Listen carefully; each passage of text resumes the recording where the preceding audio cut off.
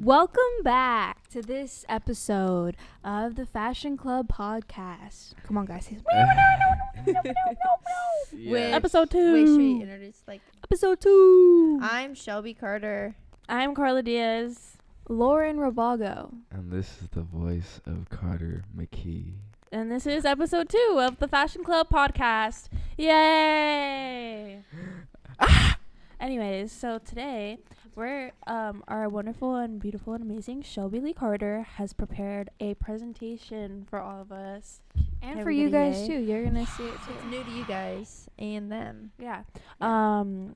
Would you care to Yes. explain? So I'm going to be going over the outfits of Euphoria season 2. Not all of them, just the ones that are most relevant and my favorite ones.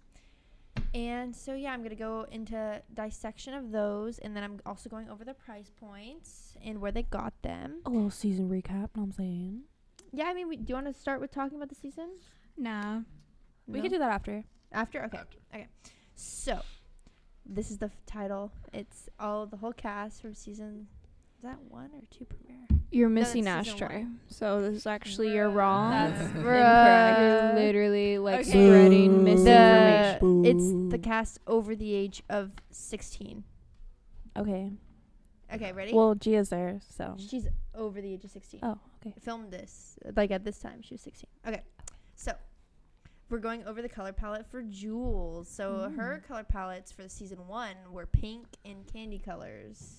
You guys like pastel, Like you know, like pastel. Smarties, kind of that kind of colors. Mm-hmm. And then they moved into sort of orange and acid green, and her makeup was insane. Oh for my season god,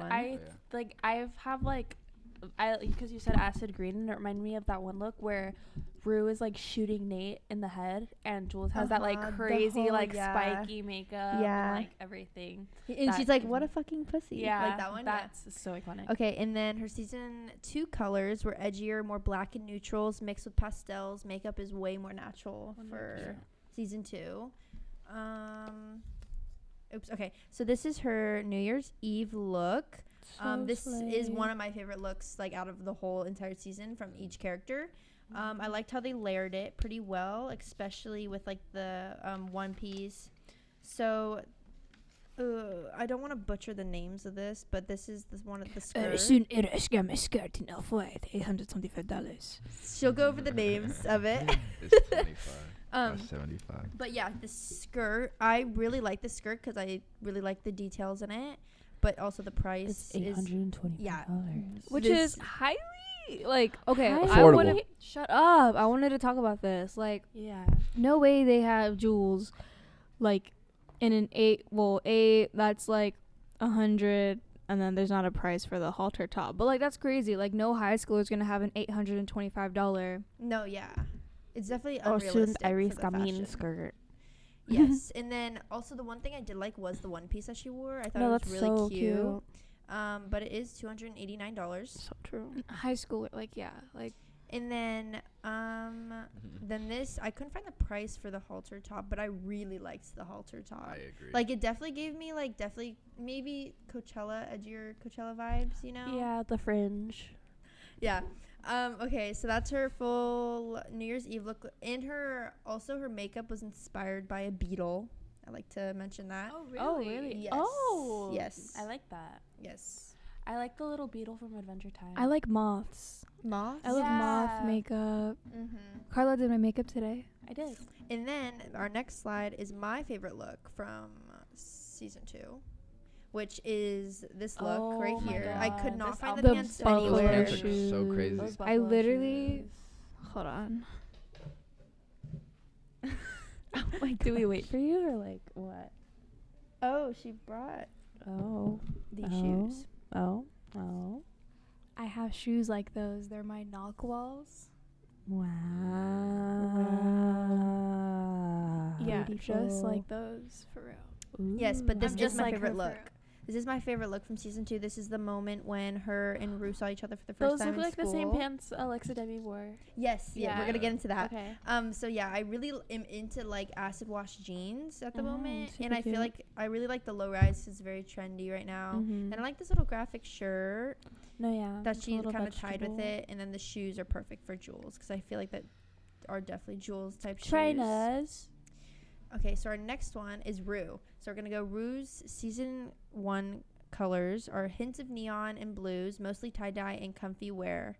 And then Rue's colors for season 2 are more homeless look for her conditions, brown, grays, blacks, and burgundy for her hoodie that she has from her dad. Sorry about that. Her dad. And yeah, so I would say her season 1 looks were more extravagant. I would say they were very testing the waters with her, 'cause she would always wear like the mesh t-shirts with like the basketball under shorts, like yeah, the little button ups and like and definitely this season they kind of went far from it. Like they definitely showed her. I definitely heard her emotions through her clothes. I would say. And Like- her relationship with Jewel was like at its Uh-huh. like peak during season 1, so I feel like Jewel's influenced a lot of Oh, her yeah. outfits, Yeah, and for then Mhm. you know in season 2 she didn't really. And they were explore also that. very much experimenting with like her identity and like Yeah. how she wanted to portray like herself that. to the world. Her- The the scene real where Rue was not Rue, where Jules was doing Rue's makeup. I think they Oh were my together god, in the I bedroom. know. Mhm. Yeah. Beautiful. That was pretty sick. And then this is Rue season 2 New Year's Eve look. I really liked this look, but then the price point kind of threw me off. God damn. So it's vintage. A lot of Rue's outfits this season 2 is all vintage. I realize a lot of the outfits for the characters are all vintage. But yeah, this is from 1994, and then her pants are I don't know what year they're from, but they're- Roberto Cavalli. yes. Jean Paul Gaultier. My Yeah. favorite right now. Holy crap. Like, oh. Yeah, but this vest is so sick. I thought the embroidery on it was really unique. It's pretty. And then my favorite look from this season, I couldn't find the pants because you can really see her wearing pants, but it's the Malcolm X tee. I literally- Isn't it? Yeah. That's It's sick. sick. No, It's awesome. coming definitely back in style right now, I would say. The kind of style, like the big print all over the shirt. But I actually thought this was kind of cool because she was in Malcolm and Marie, where she was Marie. So I thought that was really cool. Oh, that's about Malcolm X? Mhm. I watched the beginning of that. I just thought it was like some couple. I was Yeah. like, oh, what are you doing? that's Go what I back thought to it was cool. Euphoria. It's kind of like a it's kind of like a little hint in there for her, That's which I funny. thought was cool. Homage. Oh my, yeah. And then, okay, this is definitely my favorite, definitely outfits. You've had for 3 this favorites, season. Shelby. Stay No. consistent. This character's outfits this season are definitely my favorite. So true. So Maddie's colors for season 1 are lots of purple, hints of neon orange, lots of flowers, and chic baby look. Yeah, very Kind of like baby draw, like the like, yeah. Crybaby. And then season 2, her colors were black, lots of black and hints of blue, mature outfits, sleek look, lots of custom looks, and hint of sage green. I noticed that her character is starting to go on the green side a lot. So Maddie's season 2 New Year's Eve look. Oh my god, it's so beautiful. It was custom made for her from I don't know. There's no G in there, Carla. No, Yeah, this there one. is. Yeah, there is. Those are the shoes. Oh, I Those thought are we were the talking shoes. about the dress. This is Acne. Acna. Yeah, you're pretty spot on then. So I did do some research on the brand because I follow this account, and I forgot his name. I should probably look that up. But he is an immigrant. So, well, I'm just saying that as like a fact. I'm just saying that as a fact. Just made me giggle. Sorry, Where did he migrate from? I don't know. It's Aiden Ewan. Ewan. Ewan. That's what I was thinking. He's a Mexican.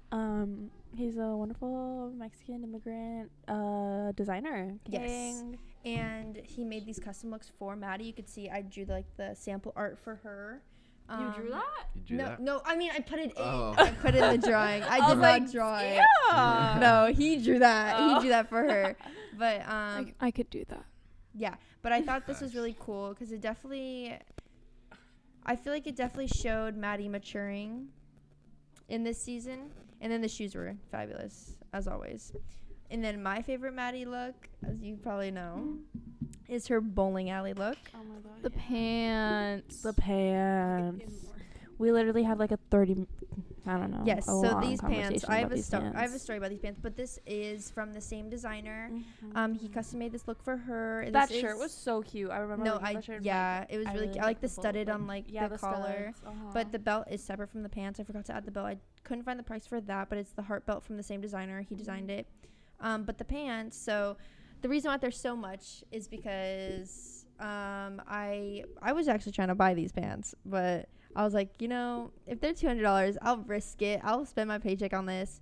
So I go on the account when they dropped at like 9 p.m. like 2 Saturdays ago, and I was like, I'm getting these pants, and they're literally, I looked at the measurements, perfect, right?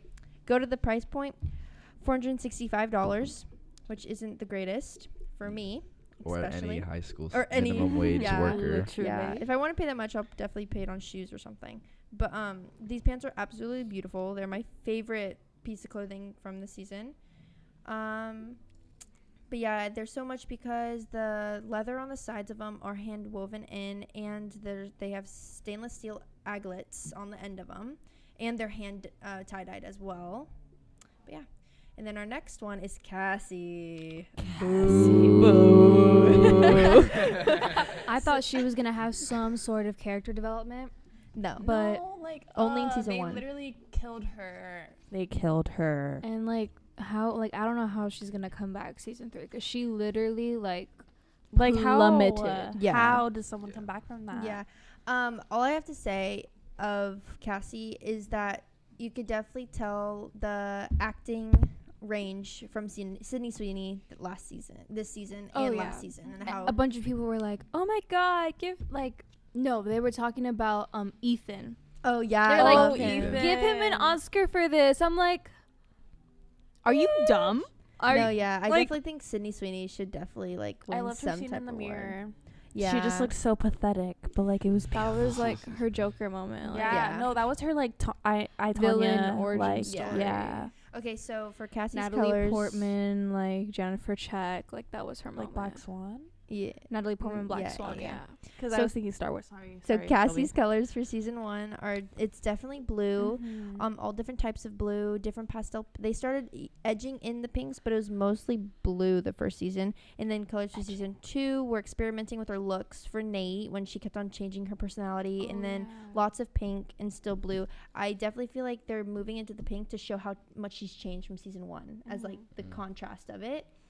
So her New Year's Eve look is also expensive. But it's not too bad. It's not too bad, no, A but high schooler could have this. I would say.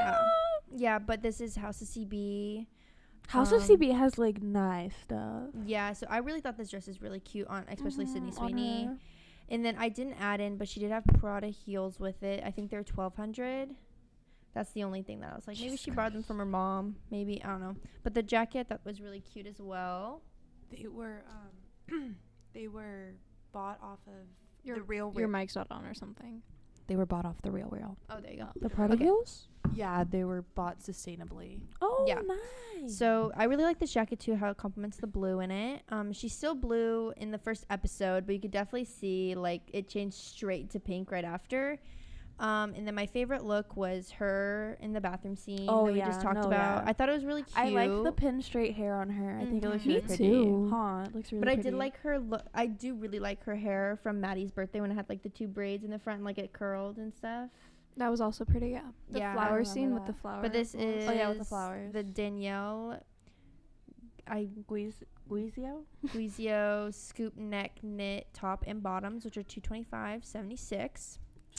And our next character is Kat. Cat. Love. Underrated character. No, like I love Kat, but then like I don't know what they like. Why did she have to fight with Sam Levinson, man? Why? Yeah. Why? So What? Kat's colors for season 1, What? she starts off with a little red, and then you could see her grow into herself and bring in leather, black, and bold red at the end of the season 1. And then for season 2, she tones down the red into more subtle red hints, lots of green, black, and orange hints as well. So true. So she kind of tones it down because I feel like it definitely reflected in how she started losing herself again, and like who she was before she found her confidence. So hopefully she gains it back next season, if she will be back next season. I know, that's crazy. So so slay. So slay. so Kat's season 2 New Year's Eve look was this. This is the spring summer 20 fairy liquid baby doll dress. I think it's absolutely beautiful. And also she paired it with this love dagger pendant, 18 karat yellow gold, which is also $1,800. I love the little drip, the fucking Of like Holy blood. fuck, That's that dress is beautiful. expensive. Yeah. But her dress is absolutely stunning. Quid. But yeah, and it also does show like the black and the green that she wears a lot of green this season. I noticed that it's very like slimy, like leather, like spit. But she literally has like that condition, you guys. Like we can't forget. Like she. Oh yeah, the brain thing, right? Like the tumor. Oh yeah, she's. We have to pray for her next season. So true. I wonder if She's she, in the like hospital. all the hospital bills and stuff. Like I really, you know, Carter. Not really. It's okay. We ball regardless. So my favorite look from season 2 Yeah, is the I'm just saying Aoun Collections custom made dress and gloves. I couldn't find it, but I did find it after. I didn't write it in fast enough, and I believe that it's either 400 to 600. I can't remember when they started selling it. But the scarf was like, this was all custom. The like gloves and stuff were custom. I really sick. love it. But I thought this was so pretty. I like the dress.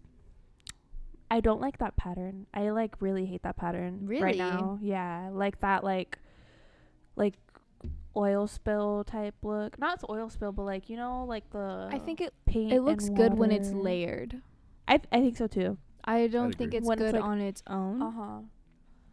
But it's cute. But I just feel Yeah. like it's being overdone by like a lot of fast But fashion I yeah. liked how Oh, they yeah. incorporated Yeah. all of her colors in it. Yeah. Like I feel like it's definitely made for her character. They do the green, the red, and the black, and little hints of orange. And then the next character is Lexi. So her colors for season 1 are greens and blues, baby doll chic, I would definitely say. And then her season 2 colors were more getting baby doll chic expensive, extremely expensive. And then she has that kind of baby doll aesthetic. She uses still use of major green and darker than the green that she had in the first season. I love Lexi. Love Lexi Howard. Okay, so Lexi season 2 New Year's Eve look. I couldn't pronounce this, but it's like the Bathsheba square neck cotton ton in turmeric embroidered taffeta pattern. I didn't like the way they did her hair. Me either. I wish they had it Nah. down. Oh, I was like, I hate Or milkmaid like in a braids. ponytail or something. And then she also had the Bathsheba ruffle red pant that matched the top, which I really liked the outfit a lot. Yeah, it's Yeah. cute. And then my favorite look was when she got all dolled Yeah. up for Fez. Quaid. And then frickin' Faye was there. I know. She Do you have face And off then it? Cal. No. So she was I was stunted. going- I was going to put her in, but a lot of her outfits were the exact like she was wearing the same thing for like That's the true. same Like episodes. the baby tee and then like the booty shorts. And like Yeah, she's wearing little like shorts. underwear. But my favorite look is this. These are extremely expensive.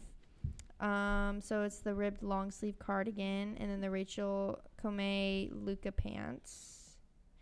And that's extremely expensive. And all for of pants. their whole wardrobe was like all sustainable, huh? Yeah, Yeah, a everything. lot of the stuff in Or, like, season most 2 of it, or, were like, vintage. vintage, All like, of thrifted, all like, of Maddie's stuff were vintage, except for the stuff she got custom made for her. And then Fezco. So was all- Fezco's what? Sorry, it was all grabbed ethically. Yes. Yes. So Fezco's colors during season 1 were definitely changes throughout. Lots of basic white tees. I kind of put like drug dealer aesthetic, I would say, you know. Yeah. And then for season 2, it changes the budget use of design sweaters, and then What kind of drug dealers do you know that's like rocking in like Gucci. I meant like in Yeah. the white tee with like the gold chain with like the Oh, big. yeah. I was pendant, like- you know. I haven't met many drug dealers that would be like just I've met none. that just been like chilling. They're like We're children. Anyways, so True. his colors for season 2, I already explained that. They're expensively subtle, I would say, because a lot of his sweaters, like they were like, oh, this dark green sweater. Well, it's $1,000. Like it's insane. So I couldn't really find anything, but I did put his my favorite look, but it's kind of like I forgot to change that. But it's Fezco season to New Year's Eve look, and I really this was my favorite piece that he wore. I like it. Was the Supreme Green Sevens rugby polo shirt, which is $211. And see, like, that kind of like drug dealer aesthetic, you know. He still has that little aesthetic on him. And then Nate. Ugh. Anyways, Boo. so his colors in season 1, I said basic white boy aesthetic with sweatpants and white t-shirt, jeans, and basic sweaters. Scene in the first season that like it's just like it's so like football, like gay men. You know what I'm saying? When they were at the party. When they were at like pre-game party, like pre-party, like When they were all shirtless. Yeah, they're all shirtless. Oh, in the at blue McKay's room, house. hitting At their McKay's jewels. house. Yeah, at McKay's house. Yeah. That part was so funny. It was extremely questionable. Okay, so his colors in season 2, Swanson. I said Swanson. In season 2 gets a little darker, but still basic gold chain and white tees a lot. So I can't find anything because there's just basic Yeah, white because tees. he's not a fashionista. In So the I just show. basically So true. my favorite look was definitely that one because he looked looks good in it. He looked good. No, like so- the chain. Yeah. But yeah, he had the gray shirt. I mean, I did like his look for Maddie's birthday, which was like the little sweater. And that's it. I love when Cassie threw up in front of him. Yes. Oh my god, I forgot about that. But That was, like, my favorite also part. to talk more about the vintage in the second season, Maddie's outfits that were a lot vintage was also the dress that she got from the lady she babysat. Oh. The cool thing about the lady that she babysat, her closet was actually Maddie's friend's clothes. The lady that she babysat for. Not she didn't Oh, yeah, babysit. she a- didn't didn't babysit the babysit the lady. lady. She babysit for the lady. But all the clothes that were in the lady's closet, they were all Maddie, like Lexi Demi's friends, vintage, all of their vintage clothes. So she called her friend, was like, "Hey, can you bring this stuff in?" Because they wanted her to have all the upcoming, like at the beginning. I learned this in the videos that you could watch, like dissecting the episode. I learned that they wanted her to have all the new designer, but they couldn't really access it. So they're like, why don't we just have like even in more expensive taste with her having all the vintage designers? So like Chanel, like freaking all of them. I can't even name. There's insane. That's crazy. But yeah. I'm so sad that she didn't intervene with her babysitter. What you the know what I'm fuck, saying? Carla? I don't know why I'm just Sam saying Levinson why like made we're their thinking like be Very sexual. yeah. Why did he make it like super sexual? Like this isn't No, like yeah. I know it's not a porno. It's not a porno. I know, but it was just weird that Yeah. they're like that like because everybody saw it. Everyone was like, damn, are they about to? I know exactly. But honorable what I'm mention. saying. Like they could have had that conversation outside of the hot tub. Yeah. Yeah, True. so true. Yeah, but honorable mention of one of the outfits that Alexa Demi wore was the birthday outfit Maddie wore was a vintage Marc Jacobs. It was like the baby Oh, the doll dress black dress with the with the baby black, blue. and then it had like M charms and Uh-huh. stuff. I thought that was really cute, like really really cute. Yes, Taylor? Oh, nothing. That was Marc Jacobs. I That thought that was was Marc Moschino. No, was a lot It of was Marc Moschino. Jacobs. I literally just watched the video before this. Oh yeah, I was gonna say there was a lot of Moschino this season too. They had Jules Yeah. in a lot of number 9 and And like, also, Raf Simons. we can also talk definitely. about Cassie being dressed up in the brand new line of Moschino, Yeah. the carnival looks when Nate was dressing her. Remember? He No, was it- dressing her in like that. I think it was top- the baby doll looks. They No, was yeah, that was the baby doll. Nate was dressing her, and it was the Moschino. Moschino. And Yeah, so there was a huge controversy with that line was because it was like kind of babyish. Like there was like toy blocks on there, and then there was also like rubber duckies and stuff. And it was like a woman's line, and the big kind of talking about that. There was a lot of controversy with that because they're like, oh, he's trying to. They're sexualizing children because little cuts and all that kind of stuff, and then that's what Nate had her in. Oh, I see. yeah, he definitely tried dressing her like Jules. I would definitely say. Yeah, that too. Well, he was also attracted to all the things that made a woman quote unquote feminine. Because you remember that one Mhm. part Yeah. in his episode where he's like, oh, Yeah. like hairless. Like I really wish that they would have Nate like kind of experiment with his Yeah, sexuality. he needs to next explore season. himself. But I feel like he's just like so extremely in denial Yeah. and traumatized. I just think he needs to see a therapist next season. Yes. On God. Therapy. And that's Maybe another the- topic. The yeah. whole like, the whole thing that we have to push is like men are not like so macho and shouldn't like just be like, oh, you know what, like I'm gonna just push through it, you know. Yeah. Although I do really say we ball regardless, like it is completely okay to seek help. It's okay to not ball. It is okay to not ball. It's okay if your ball just dribbles a little. Yeah. It's okay if your balls are saggy. Anyways, but yeah, I completely agree. I feel like that'd be a great thing for next season. Yes, And but season 2 was really good. They kind of went off track a little bit. But And I was we're gonna- doing our recap now. I was gonna say, like, Carla made the point where like they were like, oh, let's not bring in that relationship with the babysitter, the mom, and Maddie. But they like a whole arc of season 1 was Cal and Jules. Literally. So it was like it's not off the table for that to for come. pedophilia. Yeah, I mean it's not off the table, just because it is. It would be considered because it is would be a lesbian relationship. It wouldn't be off the table. Yeah, that It would just be a different dynamic. But I just feel like it was unnecessary to like bring Well, I mean, them. that was a lot of the like backlash with this season from the actors themselves. Was like, Sydney Sweeney came out and she was yeah, like, well, we're gonna get into that. Oh. Oh, what? She like was like in the season uncomfortable with the recap, nudity. or yeah. what? So like the whole thing with the whole nudity thing was that even if you watch the interview with Jacob Elordi, he talked about how when he signed on to Euphoria, he didn't expect how naked he would be in it. And that goes into like Sydney Sweeney also saying that how she had to talk to Sam separately and being like, can Cassie not be naked right there? Like there's no point. Which I feel like when she was in the bathroom getting ready in the morning, like I feel like that's when he was gonna be like, oh, you need to be shirtless. And she's like, why? Like she could just be wearing a tank top when she just woke up. Like why does she have to be naked sleeping? Like it's kind of weird. I admire the way that like they're just so open, being naked. Yeah, but if they do get uncomfortable, I mean, Yeah, I mean, it's kind of like, come on, dude. Mhm. yeah, it's understandable because in reality, There's they're points where it's just projecting it unnecessary. to like millions of people that maybe even be children, you know. Yeah. So like, Yeah, because if you notice, Maddie, Alexa Demi, she was naked on episode 1, season 1. Yeah, I do. I do remember that.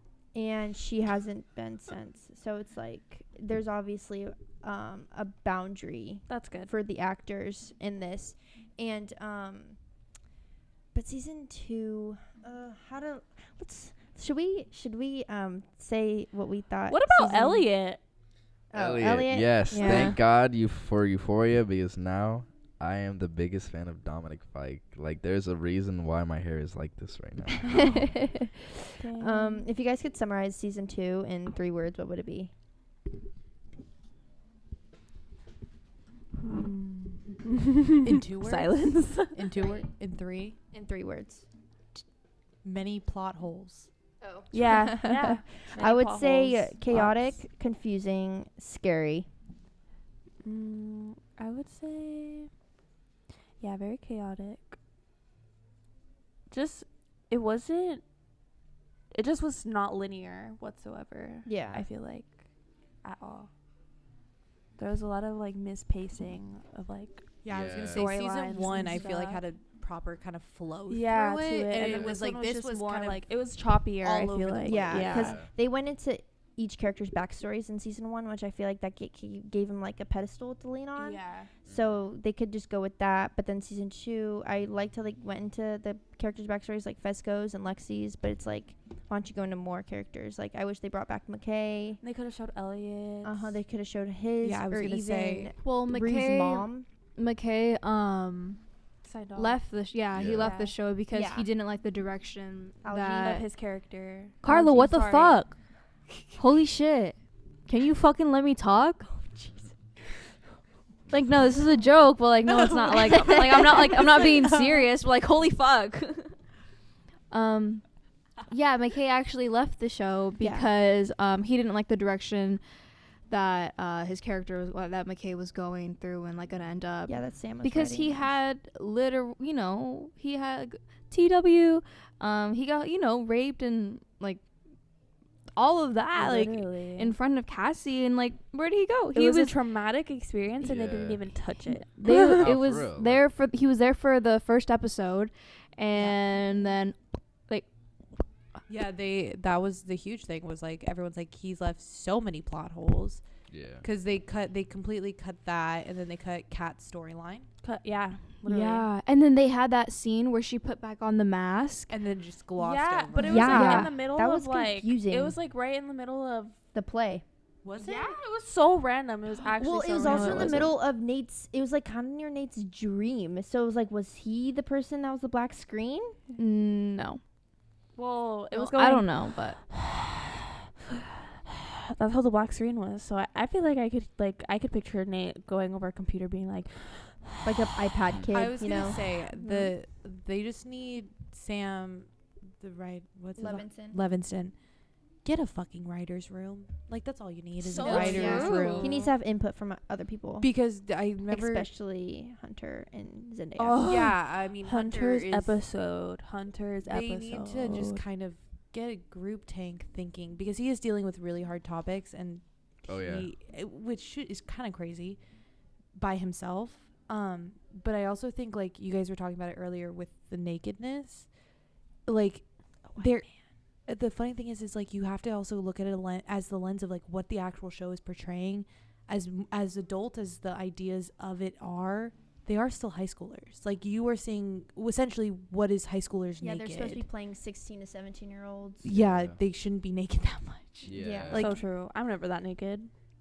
Like, Whoa. do you guys like legitimately think that show portrays a decent image on what high school So is? the only thing that I have to say to that is that it was based on Sam's life. Mm. So it was him when Yeah. he was in high school. It was- He was Who going is he, through- though? He was an addict. He's Rue. He was He's Rue. It's his Oh, I high did school not know image that. through So I don't know if he's addiction. just exact. I think so. I don't know. But Zendaya did say that she loves working with Sam because it is a touch into his life and when he was younger. That's vulnerability. That is so much yeah, so I could vulnerability. see why he would take it, but I feel like if he's just exaggerating a little bit too much, I would say. obviously, yeah, to make Yeah. Well, yeah, to make it. With the other side characters, not like Rue's. I feel like the story is pretty good with Rue, but I feel like he just would have. she recovered so fast. No, Oh, yeah, we she did talk recovered about extremely that fast. the other day. Oh, no. How she did recover way too fast. I mean, I don't think they just. But also, I don't think she recovered because that was pre her going to rehab. Like, she was just on her detox. Like, I was gonna say she didn't even get to go to rehab. She didn't yeah, get she to didn't go even get to go. because it was all full She said she stayed sober because at the end for the they're rest like, of the year, she and stayed it wasn't sober her for the rest decision. of the year. She said, "Oh, I wish it was my decision," but like, she's probably forced. But Queen. What's it called? BB. Oh my God, Vivi! I just love BB. She was just there to like Didn't it? hit her Isn't vape there pen like and be race like, yeah, racist allegations against yeah, her? she got Yeah, the caught saying the actress. N-word. never mind. But I do like, aside from the N-word stuff, I would say her character is very real to Yeah, Gen her Z. character, Like the her whole character, character but was not just the her being like, actress. "Yeah, Maddie, fuck her up." I was and then gonna her say- hitting her Star. vape, and then her hitting her vape. That was Yeah. literally. I was it. gonna say you can like the actress, or you can like the character, but you don't have to like the actress. Absolutely. Like True. freaking that guy from that '70s show. Oh my God. Hide. Hyde. Oh, that was so heartbreaking. That was. I was that's gonna like, say Yeah. that's a whole other like Yeah, you like- can go on and on about Isn't that. she a Scientologist? Yeah, that's the we whole should thing. do an episode on that '70s show. I'd rather I not love talk about that the subject. Scientology at all because they will. We don't want to get caught and like terrorized. For Yeah, that. like Right. they stalk their will kill people. us. Have you No. guys like looked into it at all? It's actually a cult. That's a. I not a will cult. look into it though. No, it's it's insane. crazy. Okay, so with Euphoria, who would you guys say was your favorite character this season? This season. I would definitely say Maddie. I don't really like anybody. I love Jules' outfits. We're talking about our favorite like outfit. Like Actor? Spewing. no, like character. Like if you had to narrow it down to Curtis, like, Dominic person- Fike. Curtis like Dominic Fike. I Dominic like Fike. Fez's character Elliot? this season. My favorite actors, obviously Dominic. I feel Fike, like the one but that gave us the most drama, like the most. Was Angus Carlo. Cloud. Sorry, I'm so sorry. Nate, like Oh, hello. Jacob Yeah. Elordi. Yeah. Isn't like, according to Shelby's book, like she was telling us, isn't like Nate the main character? Yes. Like the second kind of. He was He- supposed to die. Okay, so going into that, so the original script, it was Rue saying the death of Nate Jacobs has shook the whole town, and then that's when she goes into like, this is the story of Nate Jacobs' death, and it all started with a girl named Jules, and like that's when you see her riding the bike down the street and she's passing her in the car. Yeah, it was about his And dad. then he's like, ay, bay. Yeah, I was gonna say the 'Cause he's kid. What's Australian. the kid that plays Ashtray? What's his name? Ashtray. That's Javon.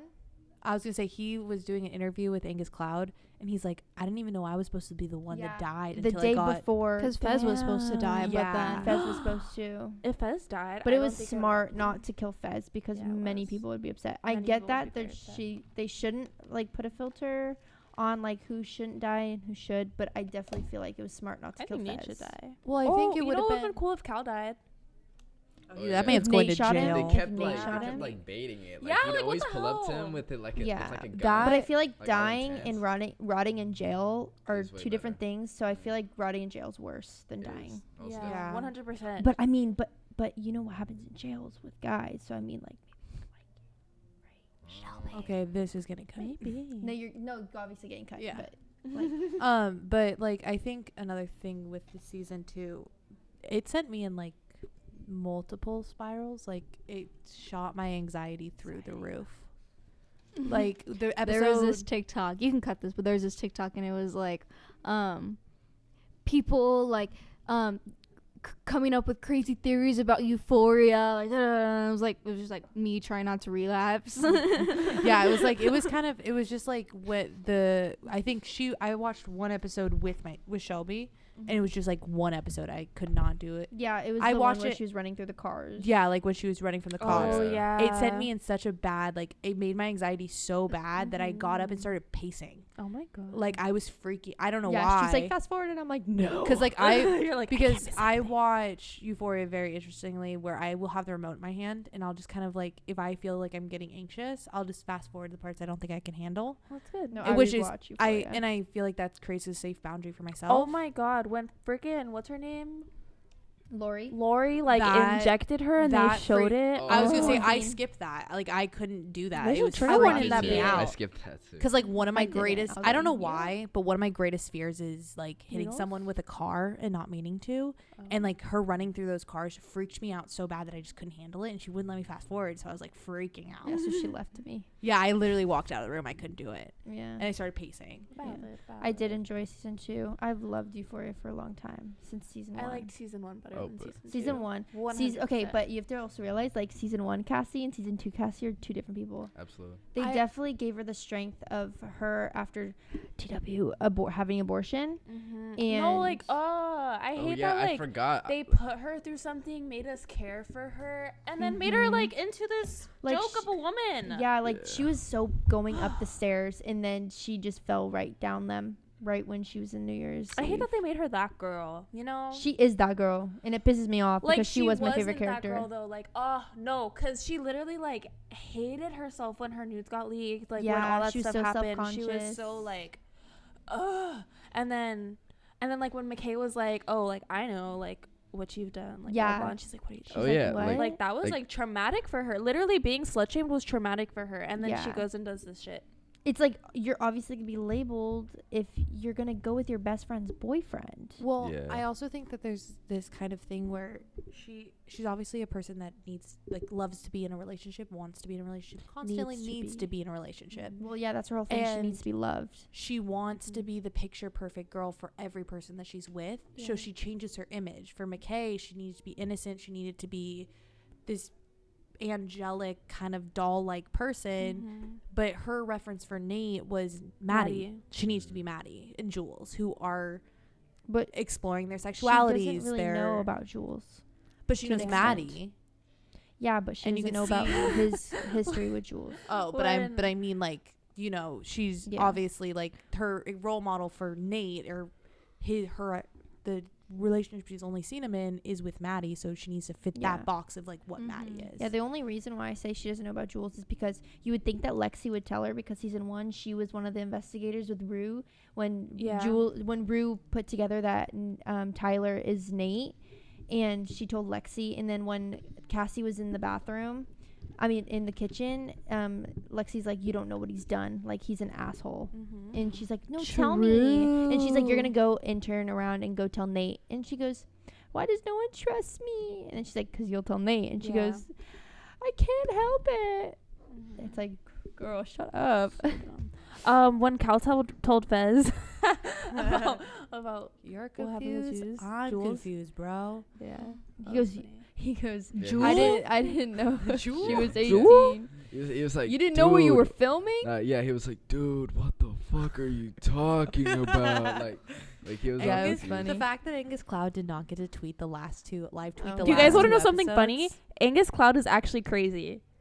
He Crazy? handcuffed. Carla, you cut people off so fucking much. No, I saw that where he handcuffed some girl to a fence. He handcuffed my friend Daria's roommate to a fence. I told you about that. Yeah. friend Yeah. Daria. My friend Daria, her roommate, got handcuffed to a fence by Angus Cloud. By Fezco. By Fesco. Damn. That's hilarious. That is hilarious. That's I a mean- story though. Like no, it is. Because she You know was the just trying to guy- leave, and she was like, can you take me home, please? I mean, if and he you're- was like, fuck no. okay, no, that's actually kind of problematic. Oh my god. Maybe Yeah, they should I be. mean, but if the- you're into Angus Cloud, But you it's know funny. he has handcuffs. So I was Holy gonna say, fuck. I was gonna say, my Angus God. Cloud I'll and what's that girl you liked? The Faye. vape, yeah. I love Faye. Chloe they- Sherry. Chloe Oh wait, no, Sherry. wait. She's the been- vape girl. Who's vape girl? Oh, BB. BB? They were actually discovered. From Yeah, the they were just street. on the street. They were Yeah, discovered going down so the street. Fesco actually went to high school That's with why. Zendaya in Oakland, and Oh, then and then one of the casting directors, he found him. When he found him, he was just walking down the street, and he was like, "Hey, like I feel like you'd be perfect for this role. Like, why don't you try it out?" And Angus was like, "Sure." And then Yeah. later they found out that him and Z went to high school together, and it was cool to like Oakland Performing rekindle a Arts friendship. High School. Mm-hmm. Yeah. I loved Faye this season. I love. Me She too. signed with Anti-Agency, the same agency that Deepa is signed to. Oh, Deepa Nice. I was gonna say, have Yeah. you seen her TikToks? She's Yeah. absolutely Yeah. hilarious. She's such a She's fucking, doing like, so moment. much right now Oh, from yeah, I Euphoria. saw that. She all was her shoots. yeah, her shoots are so. We her should do like shoots in are a yeah. gorgeous. Like Yeah. they're I was just gonna so say, like yeah. like she's could the play it perfect something. editorial model. You know what I mean? Yeah. Like it's just like she's Well, just like Was Yeah. she and the? it just works. Wasn't there like an open casting call for her character? Yeah. There Oh yeah, was, yeah. There was an open casting call for porn stars. And Yeah, and didn't strippers. Trisha? I'm not sure. Get in the fucking vent. I love you. Trisha Paytas. No, I'm gonna steer clear of that one. But Oh, God. yeah, I was gonna say there was an open casting call, but I think she what was she doing before that? Adult films. Yeah, Yeah, she was she a porn was- star. yeah. Yeah, And it's funny because I shouldn't know this, but she does have a film of her being Yeah, the Jewel, parody. Jules, and then her friend being Rue. I wanted to say, like, I feel like each character had like a deeper meaning to themselves. Like Lexi is this quiet girl that's like dealing with all of this, like, you know, family issues and stuff like that, and then she finally got to like express it to a play. in the spotlight. Yeah, she was the side character that finally got to be the main character. Yeah. I think that's a reason why a lot of people fell in love with Fez and Lexi this season is because we didn't get to know him first season. They just in our mind, Fez was only supplying the drug, and Lexi, Lexi was just watching. Maud. Maud Maud. Apatow. Iris is so beautiful, and Maud, both of them. Are so But beautiful. I think like that the fact that we got to know their backstory and kind of what happened Yeah. to them, Mm-hmm. especially learning that like Lexi and her dad is also an addict, and like she's living with basically two important people in her life, her childhood best friend and her father. and both she has fighting that addiction. dependence also because like it was her it's like trauma literally. Oh, So she has yeah. that trauma bond with Rue. Yeah, and she's because like of her dad. she's like, I couldn't fix my dad, but maybe I can fix her. Yeah, exactly. Mm-hmm. Like, and on It's top hard. of no, that, with like, and then like Jules with her mom and Rue. I'm sorry, was that what you were Okay. gonna say? no, I mean, I was just gonna say like, just go more in depth with like each character. It's like Nate's this like macho football player. Yeah. He's closeted, you know, and he's like unsure of what to do. He's a narcissist, psychopath, all that good stuff. Yeah. But and like McKay is also the same, but he's more like macho man. Like I can't like speak on these things. I can't you know. He can't stand up to his dad. Yeah. Carla, put your hand down. So Carla. You know, Nate's character was like largely based off of American Psycho. I can did see not. that. Have you I seen didn't that know. movie? Have you No. seen that movie with Christian Bale? You haven't I seen don't- American I don't watch Psycho? movies. Well, I it's don't very watch much like this I guy. have He's to a return some perfectionist, videotapes. Like, he's super, like, I was gonna say Carter could say he doesn't watch 10 movies, but I literally saw him at the movies yesterday. No, literally. Dude, that was We like saw him the at that was the first Batman. movie I've watched. Spider-Man? Actually, no, I lied. You didn't see Spider-Man in theaters? I did. Oh, that's Oh. a story for another That was time. in December. So anyways, so me and my girlfriend, going off topic, but me and my girlfriend, we went at like 10:30 with some friends because it was like her birthday night, and we thought, oh, the night's not over yet. Let's just go to a movie. Went to the movie, and everybody fell asleep. And Was and it we all woke Spider-Man? each other up, and it was like 11:30, and it still wasn't done. And we were like, you know what? Let's just go home. So we left. We only watched like half of the movie. Spider-Man? What Yeah. movie? Anyways, Wait, this last one? Yeah. Oh my God, you're a Wow. psychopath. I don't Yeah. remember the movie. He wakes up- honestly. he Like, wakes I up and it's went just to Andrew watch it, but I don't Garfield. remember any of it. But I don't know why. anyway, Anyways, so as I was saying, Lexi's relationship with Rue was very dependent because she has that trauma bond. I think it's the same with Jules and her mom and Rue, because Jules's mom was also she was an alcoholic, but she was also suffering with similar issues, and she was in and out of Jules's life, constantly giving her that inconsistency, and that like she needed to try and fix her like Lexi with Rue, but it's different because it's in a love kind of way.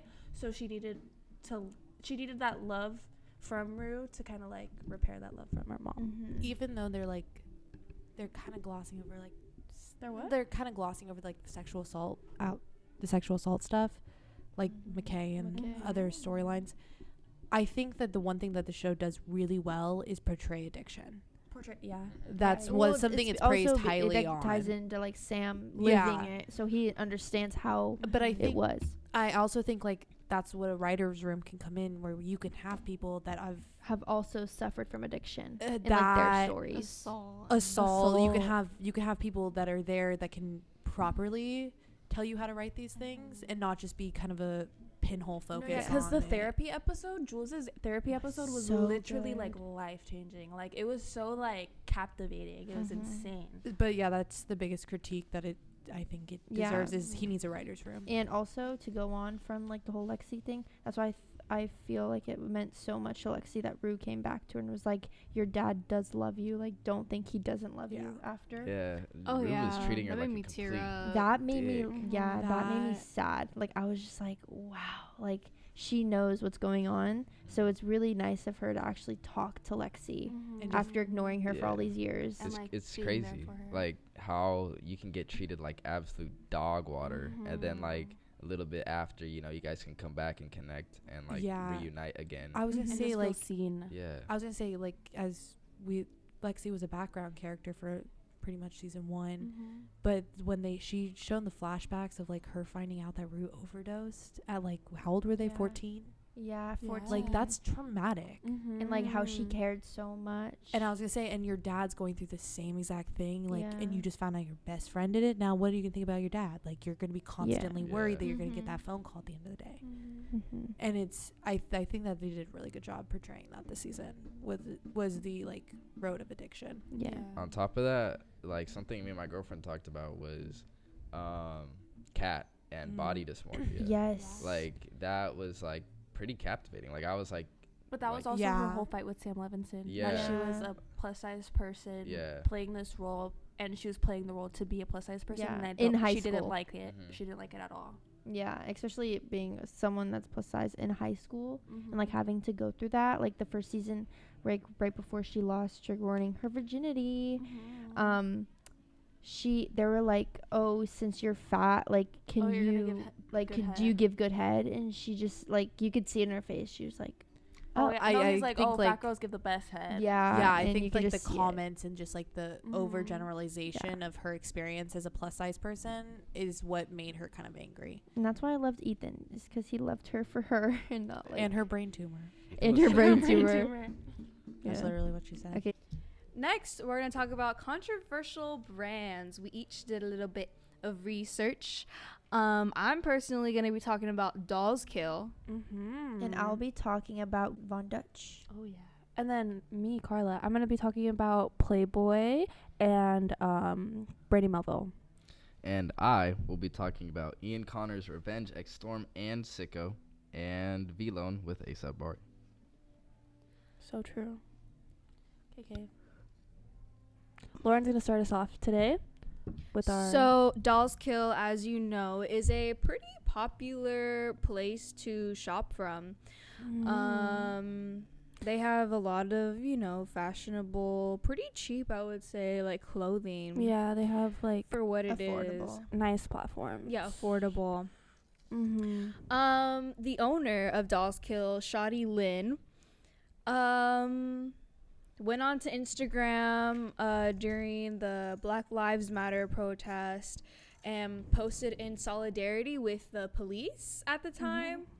She was like, yes, go cops. She was like, yes, cops. I stand with the police. Thanks, queen. When we weren't standing with the police. Yeah, no.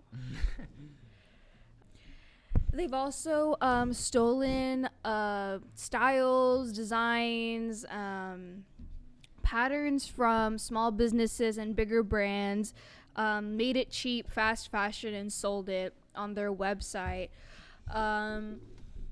They've also romanticized rape by saying, not romanticized rape, but they've also said dead girls can't say no. What? They named one of their clothing items that. Yeah. That's crazy. Like, didn't they put it in like text? I don't know. Dead girls can't say no. Like, what the? Yeah. Can you believe it? I can't believe it. I think it's called necrophilia. Yeah, that is necrophilia. That is, huh? Because this is like going back to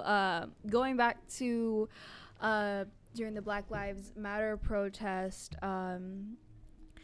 apologizing and purchasing $1 million worth of product from Black-owned designers and brands with a portion of proceeds to be donated to Black Lives Matter movement. She made an apology video. It was ass. Huh? Yeah, it was us. That's why she got even more backlash after the apology video because everyone was saying how insincere it was. But Dolls Kill did have a Native American headdress in their Halloween section, and then They did. after they got backlash for it, they didn't take it down or anything. Neither is Spirit Halloween though. So true. Nazi insignia and slogans was sold on the Dolls Kill website last year. Last year. Damn. Holy that's recent. shit. In 2021. This tweet was from 2020. Oh, So it was 2019. 2019. But still. I was gonna say it was still 2019. It's Yeah. still in the 20s, so. Come on, guys. Come on, guys, do better. I was gonna say I think a lot of that with Dolls Kill too is kind of pushed under a rug for the most part. Yeah, because their stuff is so so wanted and it's That so hitting the style. demographic. So Yeah. It's kind of hard to find and they pieces do like that. that. And so they do that people- massive sale at the end of the year every year. and then during Halloween and stuff, they Mhm. have They have really. I mean, they're pretty funny costumes. I mean, you would say they're very. they have Gen a slutty Z. Bob Ross costume. I was considering buying it. I have to admit I do have a Dolls Kill Halloween costume. Hey man, I was gonna buy a Dolls Kill Halloween costume. I mean, the only reason, I have Dolls Kill only the sole purpose of it being here and doing the pop up, and I didn't know anything. they did pop up. Oh, they did. Yeah, do they pop did. up. In the I gas remember that. station. I was They gonna had, say the Hot Dolls Cheetos Kill. merch. I Yeah, that have was iconic. the pot brownie uniform, the Girl Scout, but Oh, it's yeah, 420 yeah. themed. That was I've been Dolls Kill is such a.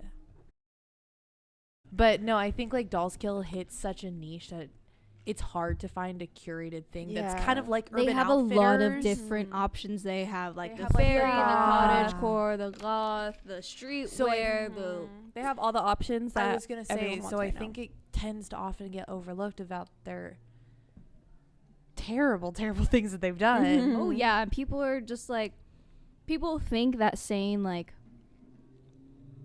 people acknowledging it and still continuing to shop on there Supporting. I know what they did, but I'm just gonna get this one thing It's girl. Yeah, I mean, at the end Wrong. of the day, if you can find that same design, but by the actual creator and the person putting it out there, I think that's always more ethical. Yeah. I've also seen a rise on TikTok as well, where people are buying Dolls Kill secondhand. Especially their boots, because their boots are everyone likes their boots because they have those out there pieces. They have those statement pieces, and so a lot of the time people are buying them secondhand.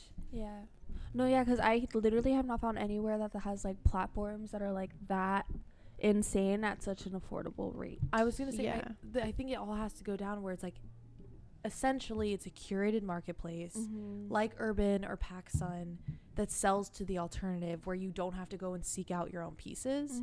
It's just curated there for you, so it makes it easier on a lot of people. Definitely. Like their festival wear is some of the most popular festival wear out there. Yeah. Especially for Coachella. Yeah. 100%.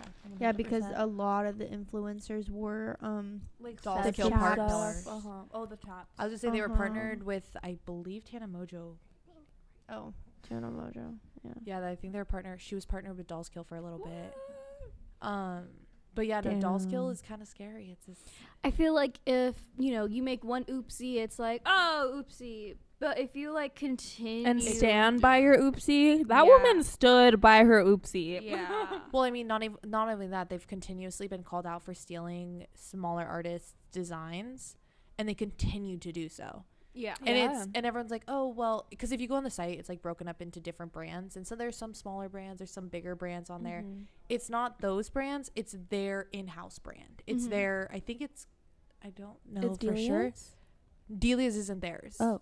It's called like Zodiac, I think. Oh, I think so. Or it's like some It's sort of astrology. it's like their brand, and it's that brand stealing designs from smaller artists and putting them on t-shirts, putting it on pretty much whatever you could think of, and they're not getting credit for it. So like that's a huge controversy in that.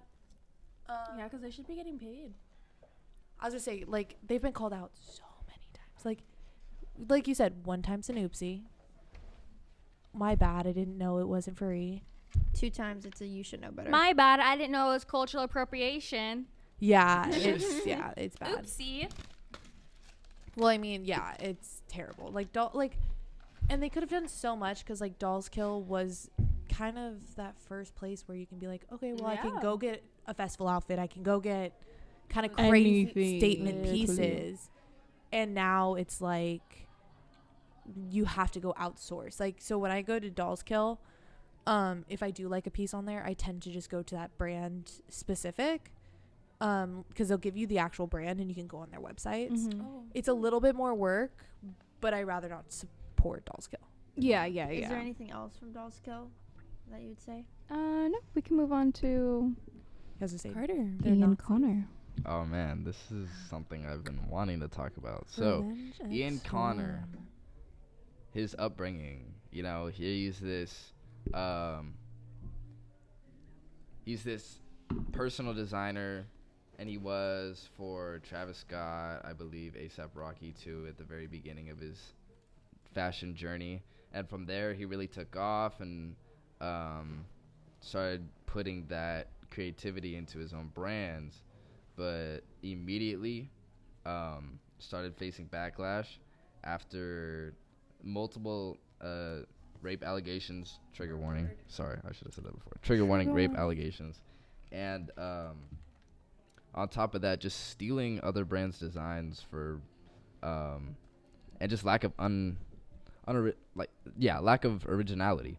So to begin, Ian Connor has about 40 plus or minus rape allegations from young women. And to begin, trigger warning. All of this is trigger warning. This whole part. This whole entire thing. Ian Connor as a person is a trigger warning. Connor is a walking trigger warning. Literally.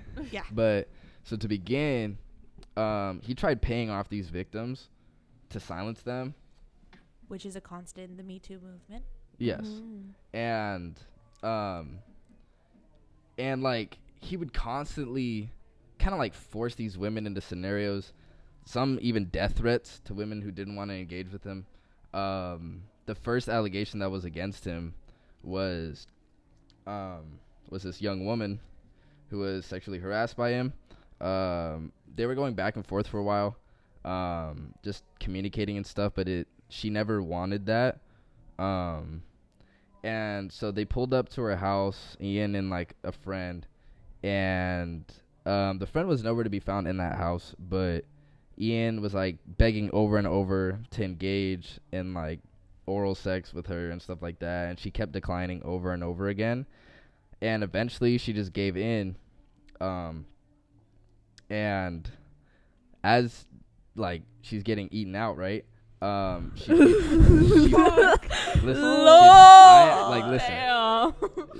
she feels this fucking penis in her, and unwanted, unprecedented for. This sparked many allegations against him as she came out and sparked a whole movement against him. I forget the quote, but I believe it's... She's 14 too. She is 14 years old. Keyword. Yeah. Do we know how old he was? This was 2017, I believe. How old is he now? I'm not too sure. Does anyone ever keep up with him? But I'll say, well, we can look that up real quick. But it's like, hold on. Yeah, let me look that up real quick. Carlo's on it. I don't know if it's gonna load though. True facts.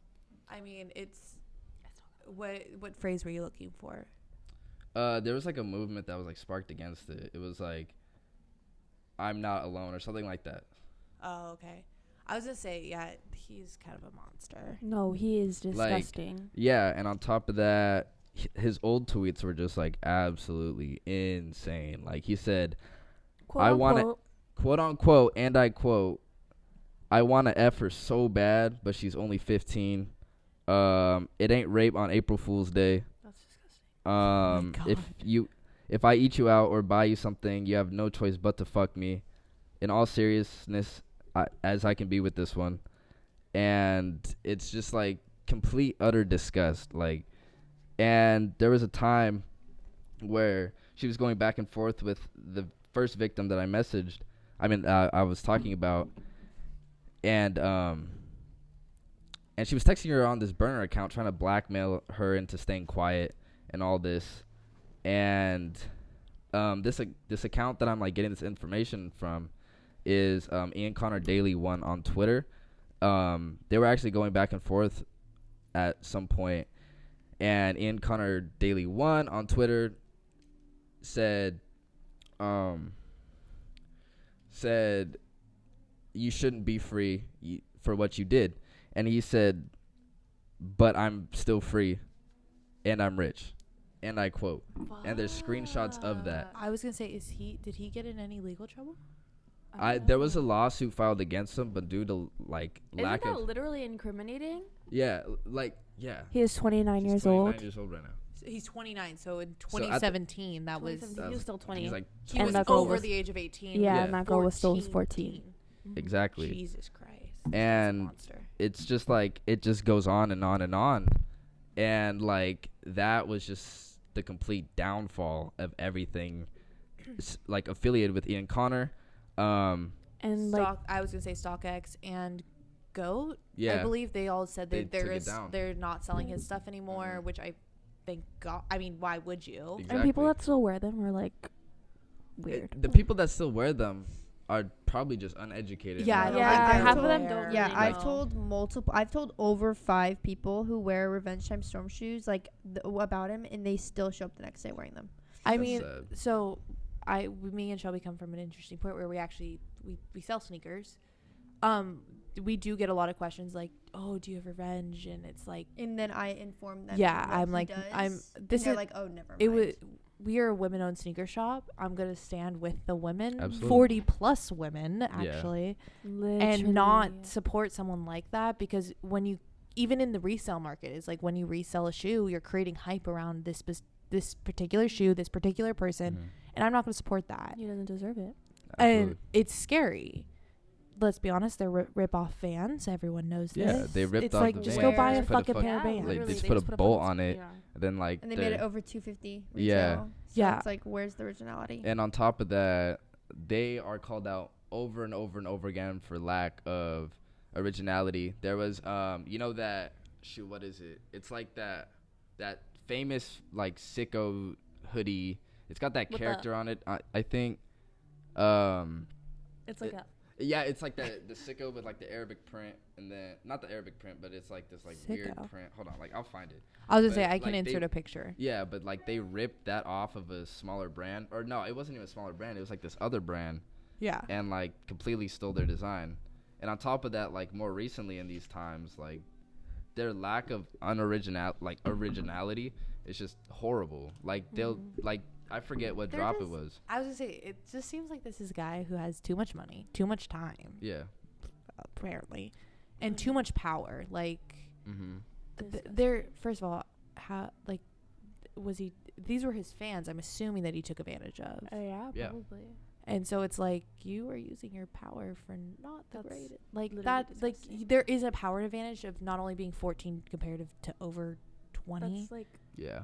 Like that. There's a a huge completely like Yeah. unjust power dynamic. yeah, literally. and then on top of it, if she was a fan, that's even a completely different Yeah. type of power dynamic, and it's like Literally. Oh my god, that's disgusting. because like even she said no, I don't want to do it, and then He's like, come on, don't you want to fuck your favorite rapper? exactly, like, Yeah. he just seems like a Sick. disgusting person. Yeah. So going on. So with the- don't buy those shoes. Do not buy anything your affiliated clothes. to him. Please don't. Like, and on top of that, his more recent stuff is just so dick. Like, it's just so bad. Like, I forget what drop it was. I don't know if it's the most recent one or not. I don't keep up with this guy.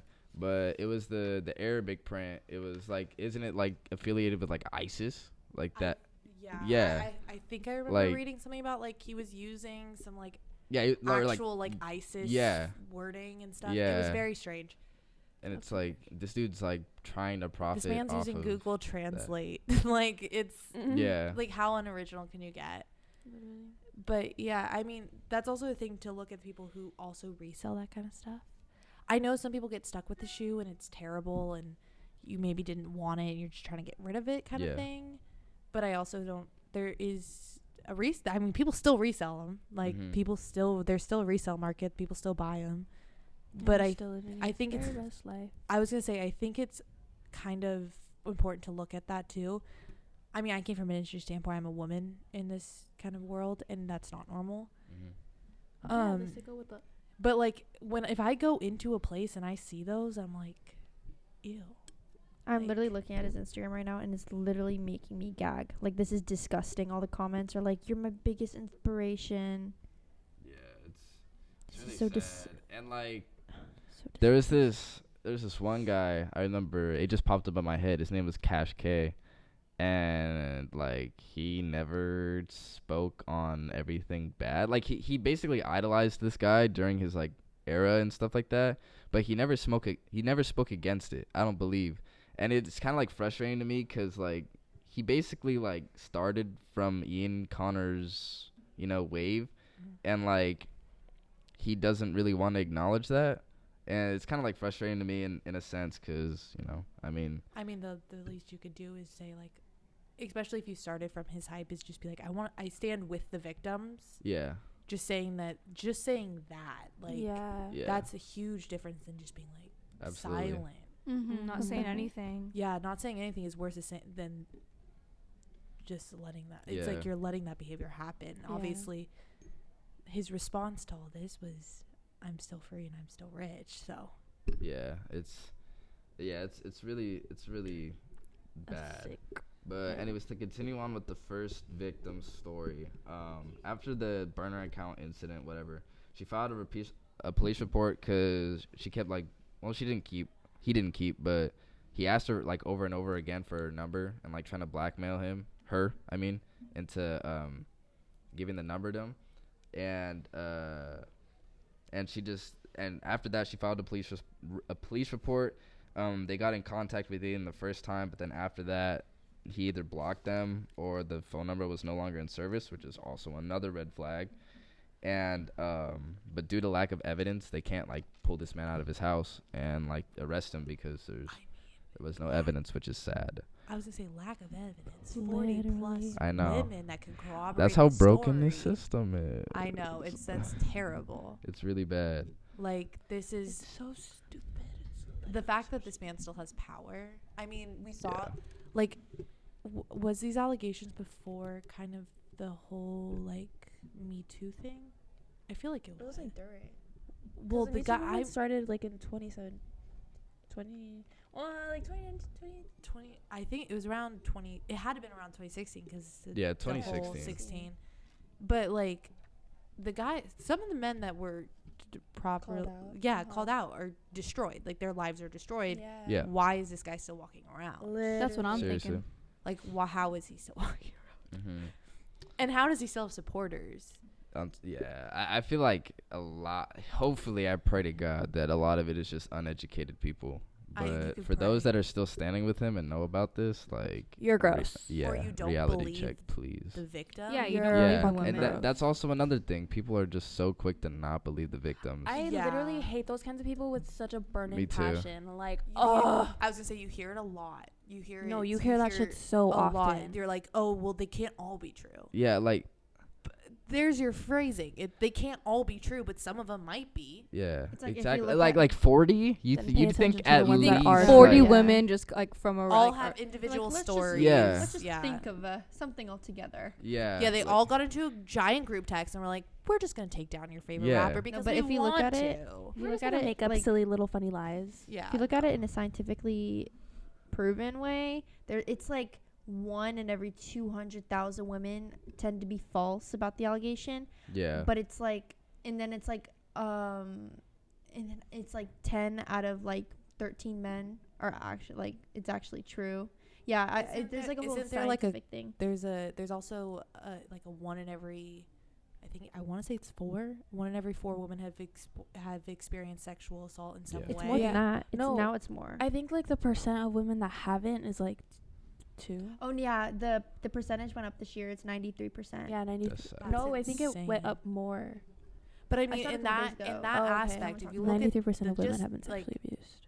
I'll probably put in the numbers, like the proper statistics of it.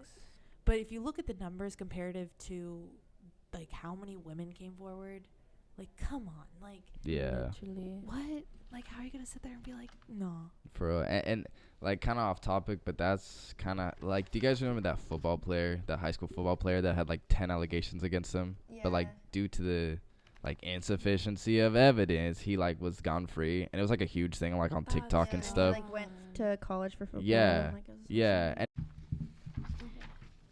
Ian Connor. Yes. Anyways, back to where I was. So after that all unfolded, people like it really started coming to light, and it still hasn't fully like come to light yet because there's still obviously supporters of him, supporters of his brand, that just don't know of that. And like I said before, if you do know of that and you still support this guy, do me a favor and go fuck yourself. Or But just like look at your life really closely and Yeah. ask yourself what the fuck you're doing. Yeah. Maybe you should look into the people you support. absolutely. Yeah. But anyways, I will be passing this back to Shelby. Okay. So I'm going to be talking about Von Dutch, and my facts are brought to you by Mel, the newsletter. And I'm going to start off about who Von Dutch is and what the brand is. So Von Dutch was a self-anointed nickname for Kenny Howard. He was a pinstriper artist for cars and just artwork. According to Steve Kafka. Anointed. Anointed. Didn't I say that? I don't know. I don't I think said so. it quietly. Okay. Okay, Von Dutch was I think a you said anointed. Anointed. I know. Oh my god. Okay, I'll just restart. Okay. So Von Dutch was a self-anointed nickname for Kenny Howard, who was a famous pinstriper on cars. According to Steve Kafka, another famous pinstriper and artist who knew Howard during his life, it means, by German. Von is by in Dutch is German. Wait, what? That doesn't look right. His name means by German. Von is by, and Dutch is German.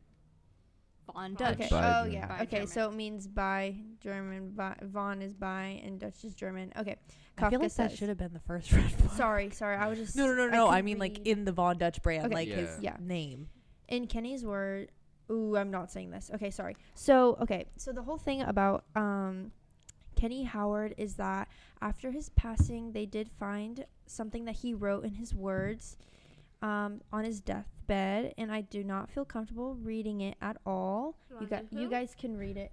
Oh, well, no, I wouldn't like, actually no. read it. No, I'm saying for anyone. We'll put in a clipping so but you I'm guys saying can like get you guys a gist can read it. I don't of feel what he comfortable. said. Saying the quotes. Because Okay. even for me, that's too much.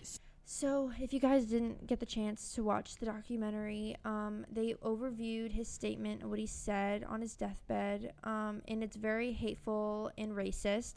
And he basically came out saying how he was a Nazi, and then how he doesn't feel comfortable sharing the earth with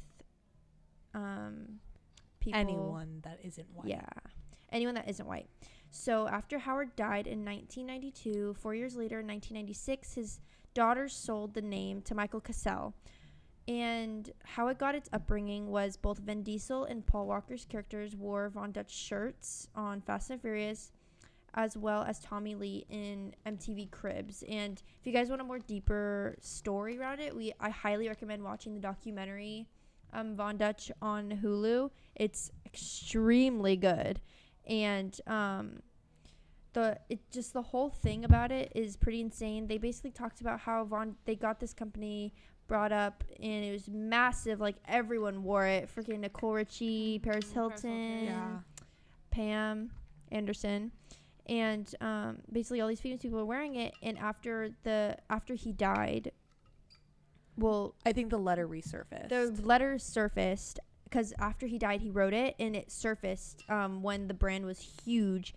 It massively plummeted. Like, the whole thing went downhill. No one wore it ever again. I mean, it's starting to come back now, which I think is very... I think that's why it's important to talk about. That's why I feel like it's very important to talk about. It's because when I see it at school, I am personally hurt. Because I'm just like, you should know what you're wearing in the backstory, especially if you're wearing a name on your head. You should know exactly who you're representing and whose name you're flashing to everyone at school. Exactly. And I feel like it's very important to know the backstory about Von Dutch. So true. Yeah, I was gonna say it's especially important right now in the revival of the kind of like 90s Y2K kind of fashion. Von Dutch was huge. Like, that's one of Like the Y2K. everyone wore Von Dutch in the 2000s. Yeah, and like I was seeing that on TikTok, like this Von Dutch stuff, and I didn't know about Von, like the Me either. the Shelby meaning is the one behind that enlightened me. Von Dutch. Yeah, we've been I knew about it before the documentary came out, and then I didn't look too much into it. I just knew not to wear it. And then right when the documentary came out, I watched it like literally the day of, and it was so like enlightening to finally like know the exact story about what happened. Yeah, Von Dutch got hugely popular in the 2000s, and I feel like it should die officially. Yes. I'm gonna get rid of my Death to Von Dutch Von hat. What do I do with it? Burn it. Burn it. Take off your bras and burn them. I mean, or you could sell it to a white girl and tell her that, hey. Well, no, because then it would be never like mind. you know. Well, yeah, but then like tell her after she bought it and then block her so you can get money. you should draw on it. Yeah, you Put should like draw on Von it. You could Date. put like Yeah, no, double horns on it. Yeah, or you could like Isn't yeah, it you just can a make it patch? into like an actual like Maybe I'll state. take off the Von Dutch. You could stitching. take off the patch, kit, or is like it's Nah. stitched on, or is it You a should like patch? cut it up and like put it back on. No, you could write like That'd be kinda cool. like Not you could write all of the things I like think I wrong have a with it post on with it. That'd be You do. sick. You do. That'd be I do really have a sick. post with it. You do. And you're wearing those exact pants that you're wearing right now. Damn, Carla. No, I'm not. These are white pants. Similar. Yeah. Fuck, I am wearing it in a post. And it's a good post, too. It's a really good Let me post. It's see. a really good post. It was just iconic. Damn. But man. you know what it means. You know what that means. I mean, it's kind of the same thing. It's Yeah. a lot of just people. Don't Yeah. know. When I see the hats, I definitely see it as like a walking name tag. Yeah. Like you're literally branding yourself. I was gonna say because it's like the the- first thing you look at on a person is their face, and what's above Well- their face, their forehead. What's Well, I above their also- forehead, Von Dutch. Well, I also it's not the brand itself. The brand itself It's wasn't the name. It's the name. it's like nothing against the brand. Like the brand had no idea. It's like I'm very happy that people found a name for a company to go off of and made it hugely successful. I just wish you guys looked into it a little bit harder and what the name meant and who the person is, because if you do take someone's name and use it as a company, you should really look into what the person believed in. I was gonna say, because they said that the Von Dutch brand, the name, because it was a brand, obviously, it was like a Walking Death brand or something like that. Like every person that got connected to that brand somehow, some way, like bad luck, bad things happen to them. Oh, I did hear about that. Oh, well, like isn't people the name of the died. documentary called like The Curse of Von? The Curse of Yeah, Von The Dutch. Curse of Von Yeah, Dutch. it's insanely good. I recommend everyone watching it because there's so many famous people in it. Dennis Rodman is in it. Paris Hilton's in it. Oh, never mind. Dennis mind. I know, Rodman? Never mind. Madonna? I know who Madonna is. No, he was with Madonna. How did you get those M&Ms Yes. back, Carla? Shelby took them I away mean, from Shelby you. gave I them did, back. but I gave them back. I feel bad. Yeah. But yeah, that's so basically if you guys have Von Dutch, I mean, you don't have to throw it away. Just try to think of a way to repurpose it into something else. I mean, you could customize it. You could write on it saying like Von Dutch or Von ? Like that's a huge thing. they changed the guys who created the brand Von Dutch. Put Von ? Von ? After that stuff came out. So yeah, I mean, you could put like you could misspell it, you could cut it up, you can like rip it up. Repurpose it, you know. So yeah, that's what I'm saying. Like you don't have to throw it away, but just know whose name you're wearing. or donate it to Or the just- homeless. Or yeah. Should we move on? Carla. I was gonna say they're popular for their trucker hats. Just get a different trucker hat. For real, you can get like, I mean, don't be supporting Amazon because we don't like rich people. Just But- get a trucker hat Jeff from like Bezos. your local Gas station. station. Gas Oh, station, your local gardener. You know, they have merch. All your gardeners have I mean, merch. a lot of small What? brands. Yeah, trucking Oh, that's companies. true. A lot I of have one small from, like, brands a have plumber. trucker hats yeah, now. trucker hats. They do, and they're pretty good pricing. Like They're not crazy. You're Like, just yeah. paying for a little styrofoam front. Yeah. That's it. I was gonna say, yeah, trucker hats aren't expensive then comparative to most hats that you'd see, and you're supporting small brands, and you're not supporting a racist Amen. or a Yeah. Nazi, like essentially a Nazi. Or not. This is Yes. a Nazi man. So I said I think Von Dutch should die. Officially, Yeah. did. it should with the person, and I think that the brand should die with the man. So I think it should be in the grave with him. I was gonna say the trend died for a reason. Yeah. People stopped wearing Von Dutch for a reason. Absolutely. Maybe look into that before bringing back. Yeah, back because the trend. even if you watch the documentary, like they hand them literally a Von Dutch hat, and all of them are like, "No, I don't want to touch that. Like that's disgusting. Yeah, I Why think- would you give this to me?" I think there's only one guy that was like, "No, I'll rock with it. I'll put it on." And they were like, And they're like, "Do you want it?" And he's like, "Nah." Von Dutch is kind of crazy. Like that's the whole world of it.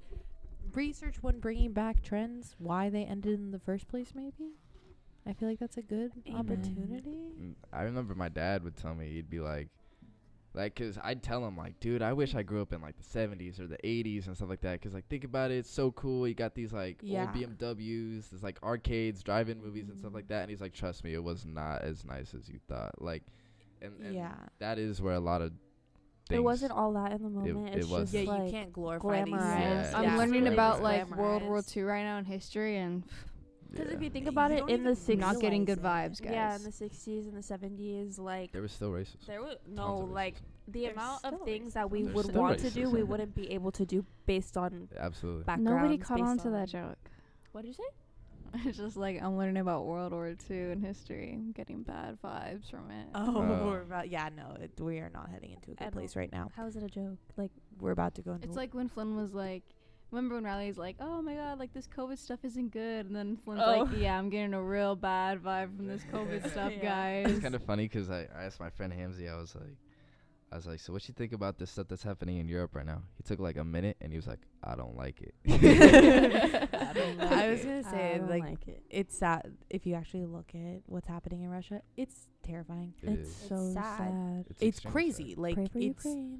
absolutely crazy. Shout out to Ukraine though. I They've stand they've with Ukraine. actually done a really good job Yes. of repelling Russia. Yeah, Like, so Here- the best thing whole about it- world is working is in Exactly. economic warfare against Yeah. Russia. And- so and- all their yeah, bases with are sanctions. what's down, all amazing the- too mhm. is how Russia, a tyrannical government, the people are against him. No, the like, people are like, gonna overthrow the like it's getting government, to a point 100%. where it's a possibility that they can overthrow him. Yeah, it's the issue with that is that because of the tyrannical government that's largely based in communism, they control everything. Yeah. Because they could cause a mass famine and like they could do real damage to the actual people. That's the fear of what Putin has. Yeah. Against with his own people. But yeah, no, it's absolutely crazy. Like, because I think he said that if he does take over Ukraine, he's gonna kill everyone that isn't a Christian. Is that what he said? Damn, that sounds familiar. I feel no. They like the Ukraine literally posted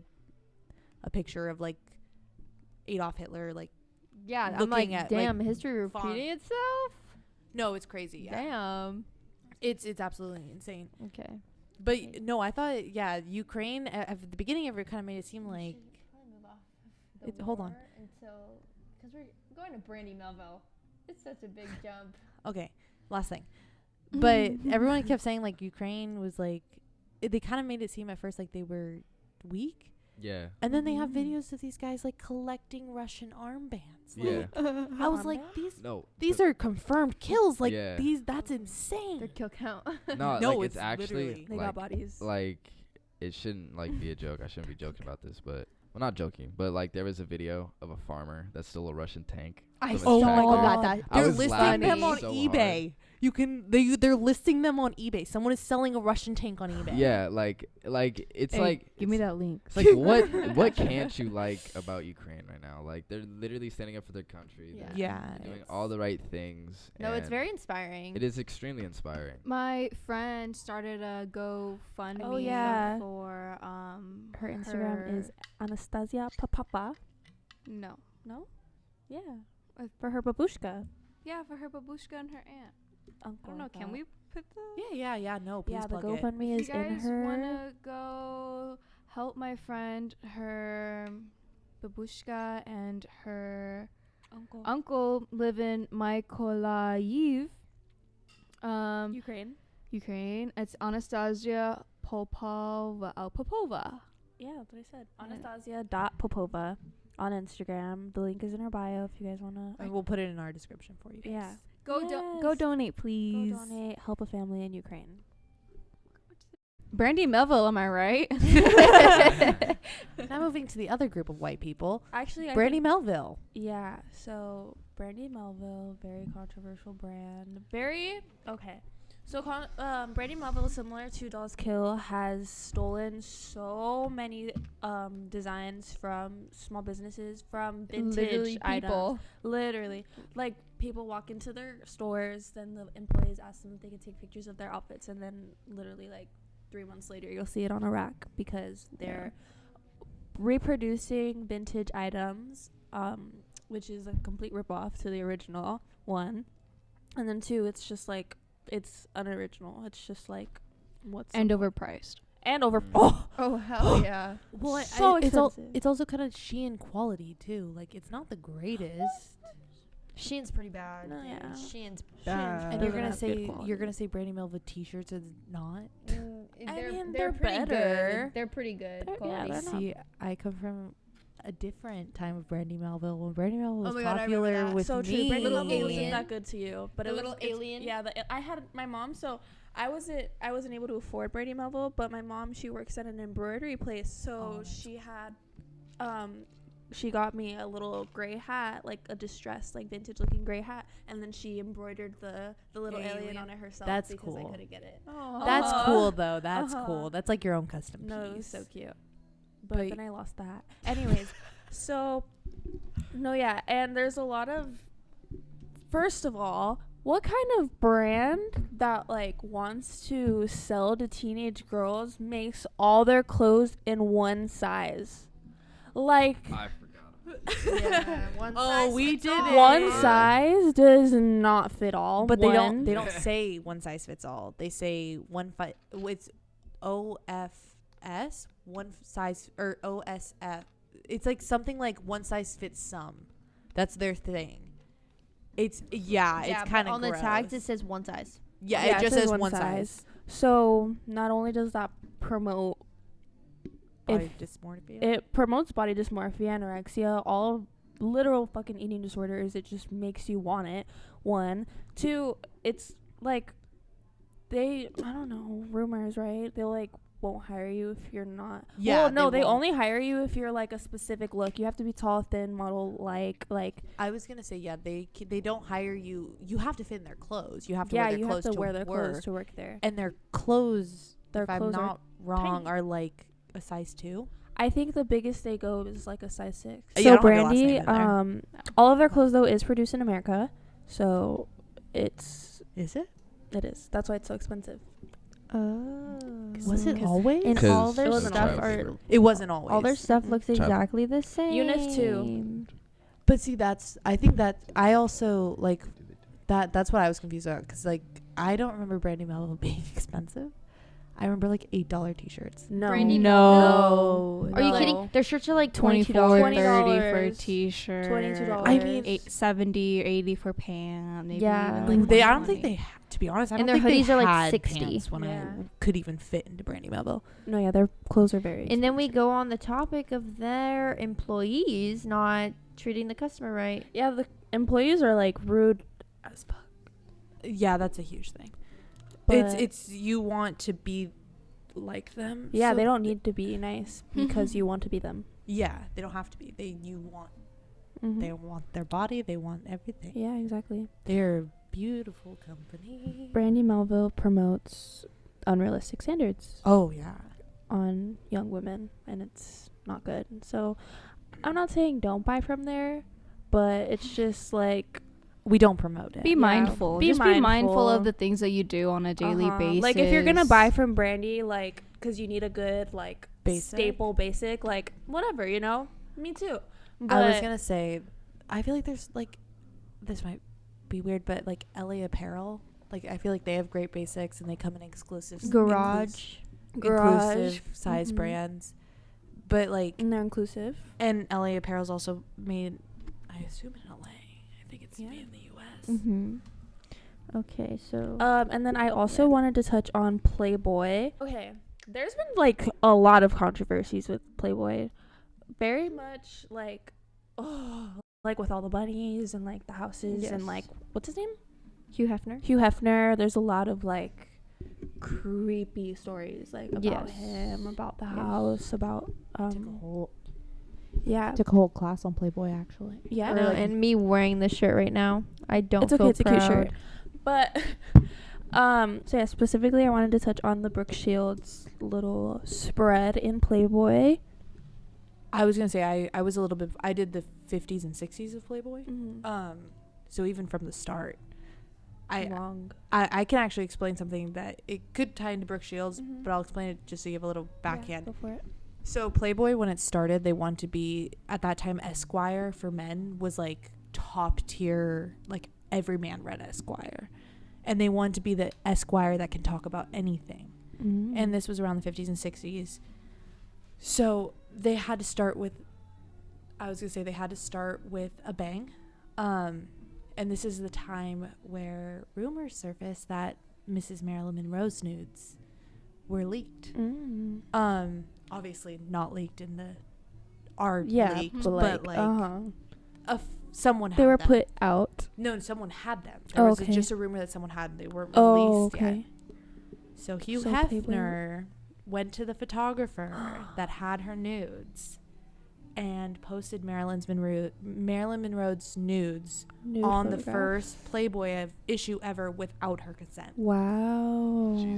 That's how Playboy got their start. That's the first. What a start. Am I right? Oh yeah. What a It's- launch. What I a was gonna say ladies' like man. that's how they started. That's And- crazy. That's and, horrible. I think I watched a documentary called it's on Amazon, I believe. It's called American Playboy. It's like a kind of a dramatic retelling of the start of Playboy. It's great. If you can look out of the contextualized idea of like that's disgusting. Like you have to be able to look at that and be like, in modern context, he literally just posted Marilyn's nudes. So, Brooke Shields, there was a photo shoot in I think it was like 1980 something. Oh, my internet it went away. So Brooke Shields was 10 years old, posing nude in a bathtub. Pasted on, I think, a 7-page spread on Playboy. Her mom was like very like agreeing with it. She actually like she thought it would be a good push in her career because she wanted her daughter to be rich and famous. So she was all on board with her daughter being on Playboy. And at the time, obviously, Brooke Shields didn't know what was going on. She didn't know it was wrong.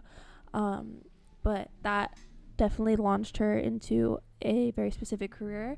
Right after her Playboy shoot, around the time when she was 12 to 13 years old, she shot a movie. I forgot what it was called, but where she plays a child prostitute. So throughout her childhood, she was definitely euthanized a lot by the media. Exploited, sorry. Euthanized. I don't think I used it in the right sense. We're gonna insert a photo of Brooke Shields, but she's also known as Hannah Montana's mom. Yeah. Yeah, I was gonna say Playboy is definitely a controversial brand. Like I said, I learned about them. I believe it was I remember the class. It was called Sex and the City, and it was about women's sexual. Like it was kind of about just the sexualization of women. No, it was about like the sexual revolution and like kind of the revolution of birth control and that kind of stuff. So it was like very female focused. Yeah. And Playboy came up, and it was about like this. I don't think I remember them talking about the first issue of Playboy. I know that just from my own knowledge, but I also they like talked about their bars, like the Playboy bars, where you actually had like actual bunnies. Models. And this woman, she went. I'll insert her name in the article, but she did like a year and a half deep dive where she went undercover as a Playboy bunny. Oh. And like exploited the hell out of I think it was his Chicago. I want to say it's his Chicago location, and it was like insane. Like they would just the stuff they had to go through, and it's like, wow.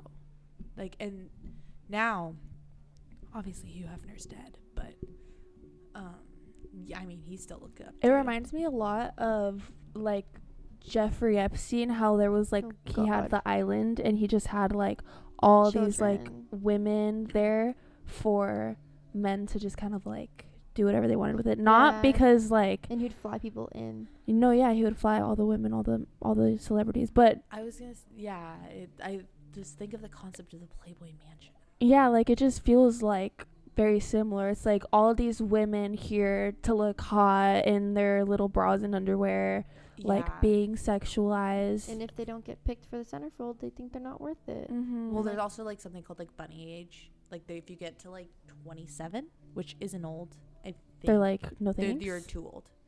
Yeah, there's like there's a specific age. Because I remember in the beginning of the article, she's like, I had to lie about my age. I had to get a fake ID and say I was younger than I actually was, because I think she was 30. Damn. Which was way too old to be a bunny. Which is insane. Which is gross. Yeah.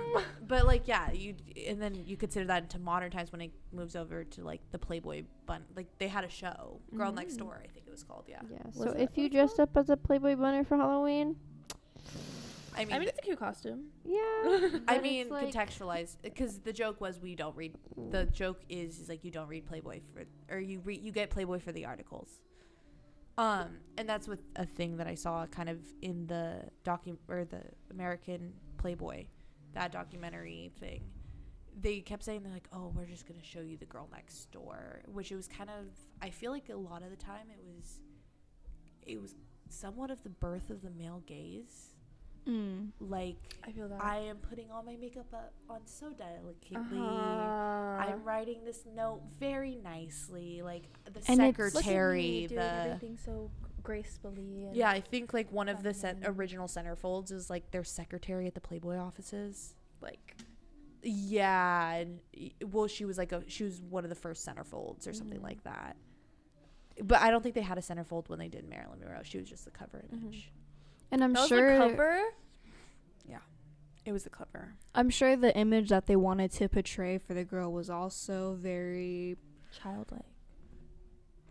Yeah, just take the words right out of my mouth. I don't know if Was it's that it? childlike, but it's the whole idea of like the girl next door, the innocence. Innocent. She's not. Yeah, I'm sure they wanted the girls to be hairless, like a Yeah. Oh, yeah. baby. They wanted, soft, natural. No, there's, like, makeup a- and, like the late, and the. That was another big critique was when we were learning about the sexual revolution when birth control was created.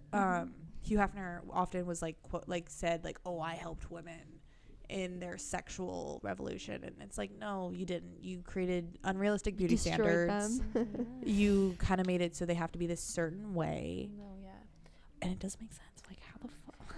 And also, that's how Pamela Anderson started. Was Yeah, Playboy. she started with Playboy. Wow. Well, first she was a beer girl, and then and then they called her up and was like, how would you like to be on Playboy? yeah, Pam started that. And way. so she did a shoot for them, and then that's how it skyrocketed with her being very vulnerable sexually as a person. And then that's when the whole case with the whole Tommy Lee with their tape got out, and they were trying to sue Penthouse. I'm getting this from the documentary, so I don't know if it's accurate 100%, but well, it's from Tommy Lee's they telling. used it against her, was her Playboy shoot. Yeah.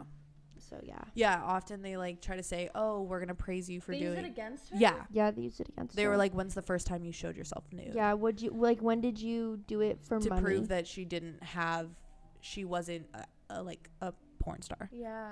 Yeah. Ew. Yeah. Why shouldn't you have your tape out? You did this for money first. Yeah, you did how it are you first. saying you're how do we know that you're not the one that put it out for profit first? Yeah.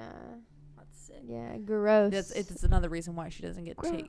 It's a huge thing. Why It's you shouldn't do that to a woman. sex workers don't get taken as seriously when it comes to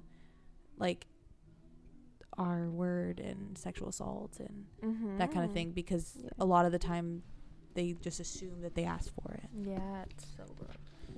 I feel like on top, yeah, I'd say, I feel like it should be pushed that Playboy isn't this Pimp ass brand. yeah, this Glamorized. pimp ass brand that Uh-huh. dudes should look into, cause oh dude, It's it's so giving hard. frat vibes. No, it's very yeah, Yeah, I mean they it was pushing the bachelor lifestyle. He did a lot of as much as he did sexually exploit women, he also did a lot of things in the 60s for people of color and that kind of thing. With his show, he had a show. I think it was called I don't remember what it's called, but he did some stuff for them. He had a primetime spot on TV, and he was actually putting black music artists on. Nice. At the same time, there was women just walking around in Playboy bunny costumes. But your waist had to be a certain size. You had to fit into a certain color. So it was you got a specific color. Everyone wanted to be wear the black suit. The black suit was the Playboy bunny. And then so the colors had hierarchies within the club. They weren't allowed to eat during their 12-hour shifts. They weren't allowed to be seen eating. If they got caught eating, they'd be essentially fired, I think. Damn. They didn't get paid properly, or they got paid really well, to be honest, comparative to the time, because men are just throwing money at you. So true. But yeah, it's all kind of created on the skew of elevated lifestyle, and but yeah, he got his start really weirdly. He exploited, why would you post a 10-year-old Literally in a bathtub on your. or get nudes that were not meant to be put out there and put it on a cover? Yeah. That's how he got people to buy. That's how he sold, I think they sold 1 million copies or something like that. And Yeah. that's So I'm gonna go ahead and speak on A$AP Bari and the downfall with V-Lone. Except for you legit. That's Yeah. a line in Lamborghini High. So I forget when it was. Was it 2017? Was when was the the start of it? I forget the actual year, but I know after the Rocky video in New York, it kind of just skyrocketed. So basically, V-Lone started off as this super exclusive tea company for ASAP Mob and only like some select humans around the world. And after ASAP Rocky's video, I forget what video, I should have that, but I don't. He passed these t-shirts out to these kids to put on a fake riot. And in exchange, they'd hold their IDs because he wanted to keep it exclusive, whatnot. And that ended up turning into an actual riot, and they actually started destructing property and stuff like that. And after that video, that whole like that whole cult following really started to see light because everybody wanted a piece of V-Lone. And so after that video, V-Lone kind of spiked in popularity. It started coming to light in the pop culture. A lot of the ASAP Mob was wearing it and whatnot. And as a result, these collaborators wanted to start coming in and collaborating. And Nike started off with Nike, and an example is, the V-Lone Nike Air Force One. Like, everybody wanted that shoe. But it never came out due to the fact that Barry was caught up on sexual assault charges in Britain, out of all places. Britain out of all places. Out of all places. And that quickly gained traction in the USA. And as people started finding out about that, his V-Lone kind of stock in the culture just plummeted like tremendously. And it's kind of crazy to think. I was gonna say it's exactly like Storm. It's exactly like Storm. However, one doesn't have that power anymore. That is Barry. But yeah. And so pretty much after that, the downfall just like truly happened. He wasn't invited back into Paris Fashion Week. All of his collaborators dropped out. And so he was stuck pretty much getting artists and random TV shows to collaborate with his V-Lone tee that nobody buys anymore. And I was going to say, did the Juice WRLD collab come out after he died? I think Yeah, I think so. Came out after. Because I remember I got it off StockX for a present for someone. Yeah. But like ever since, it's been a joke. When people mention V-Lone, it's a joke. Like I can't. Definitely a certain personality type that asks for it just makes me kind of you'll be like you caught yourself, good job. You'll be like, oh, like the V-Lone Rick Owens, like that's like you use that in a negative connotation when you're talking about somebody. I was gonna say we kind of, because we're in a different kind of realm of where V-Lone stands, when we get asked about V-Lone, we're like, fucking V-Lone, like it's like asking, which is funny now, but it's like asking for a Bape Sharkhead hoodie. Yeah. It's like, what? It's like why? It's extremely outdated. We've been asked, like, do you want to buy my bulk of V-Lone? And we're like, there's a reason why you have it in bulk. There's a reason why we don't want it. Yeah. Like, no one wants it. It's just nobody wants V-Lone anymore. I like the Bape Shark hoodies. They're coming back because of the 2000 styles, and but for a while it was like, why would you want that? I will speak on this. I love Bape, but only old Bape, Nego Bape. I hate new Bape. But you have to so when I say the Bape Sharkhead hoodie, there's a connotation with it. Is like, it's a stupidly expensive hoodie. Like, it's a stupidly expensive hoodie, and it's kind of, for a while it was like little kids wanted it. Like, for a while it was like little children wanted it. So it was Shark like hoodie. So when you wanted the hoodie that zipped all the way up, like the Minecraft creeper. To me it comes off like that. So whenever someone asks me for like V-Lone, they kind of resonate with each other, even though it's coming back.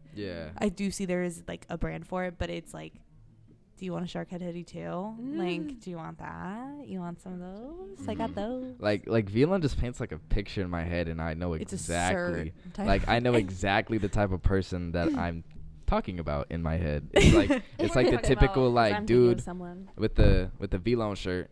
He's got these PacSun jeans, and then he's got like the matching Jordan 1 to go with it, and it's like, oh my god.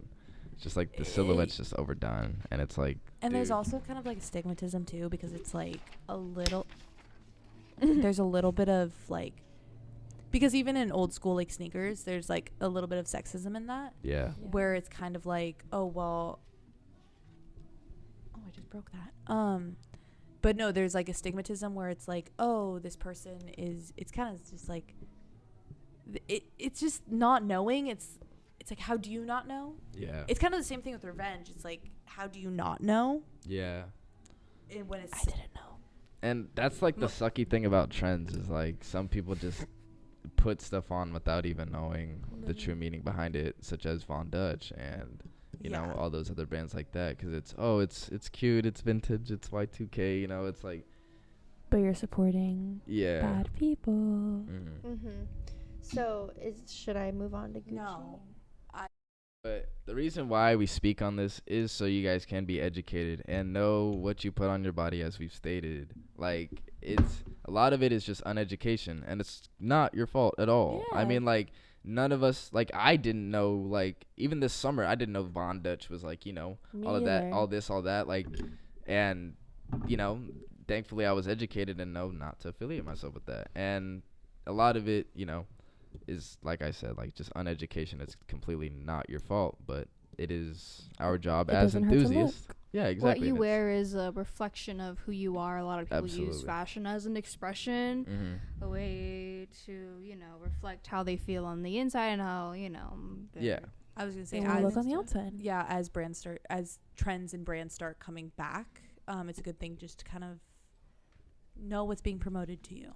Yeah, and it's a lot deeper than just, oh, it's an aesthetic and it's cute, you know, it's a cute Instagram post. Way deeper. Yeah, it's way deeper than the that. The lives that the artists and the people that they hurt and have caused, like mental, you know, traumatic stuff that they have to go through. Like, it's way deeper than that. It's not just like, okay, cute shoes. Okay, he said the N-word once. Yeah. Like, it hurts the community. It's like, it's easy to cut things out of your life. Yeah. It's not as hard. I mean, not putting on a Von Dutch hat or not buying Revenge Storm shoes. Like, it's very It's not the end of the world. Because even I cut out dairy. No, I didn't. That's such a lie. I feel like you said that in the minute you were like, I was lying. Yeah. I cut out cow's milk, not dairy. I mean, because if you look at it in a way of, like, the victim's kind of standpoint, it's like if you are a victim of, what's his name, Ian Connor, it's like if you are a victim of him and you see someone wearing the shoes, it's just an instant reminder. It, like, sucks. Absolutely. Or keeping his platform. Exactly. It's like you support him and what he does, and it's like, okay, then, like, you support a rapist. Yeah. Like, imagine if it was, you know, your friend that was a victim of Ian Connor, your mom, your sister, you know, like, you would be treating it a lot differently. Absolutely. Yeah. And it kind of goes back to the whole VLAN thing, because after A$AP Bari got charged with sexual assault, a lot of the mobs stopped fucking with them. Yeah. And props to them for doing that. And props to them for doing that. Exactly. They have a voice and they chose to speak out against it. Yeah. To be honest, I did not know who A$AP Bari. You don't know who A$AP Bari is? Nope. He's part of the mob. I've never heard about him. There's a line in the Lamborghini High where A$AP Bari goes, A$AP Bari, he legit.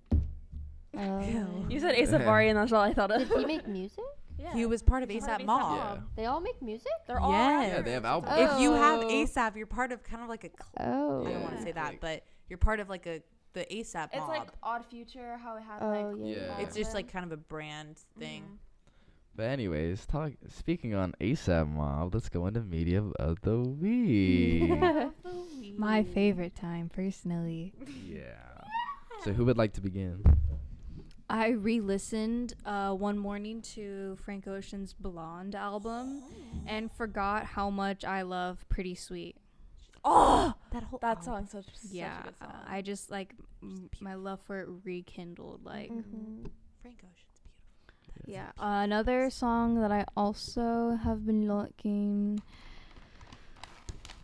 Anything Aphex Twin, honestly. Like, I know it's very. But just, like, I just love having, like, little beeps and boops in my ear. Like, the little beeps and boops. That's like, all I can do homework to. Yeah. Yeah. Literally. Dude. Those are my two I songs. am in this, like. Oh, my God. I'm in this, like, club phase right now. Club? Like this clubbing phase. Like, all I want to do Club? is just, Like, yeah, club like, all I want to do is just club and just the like, you know, like that whole thing. Like, You don't wanna- anyways, so going into that. I was gonna say, you don't want to go to a club, you want to go to a rave. Yeah, You know a what? rave, a rave, a You You rave, know that's what the right I'm word. thinking about when you said that? The Club Penguin? Arctic that they were talking about in Batman, that club. Yeah.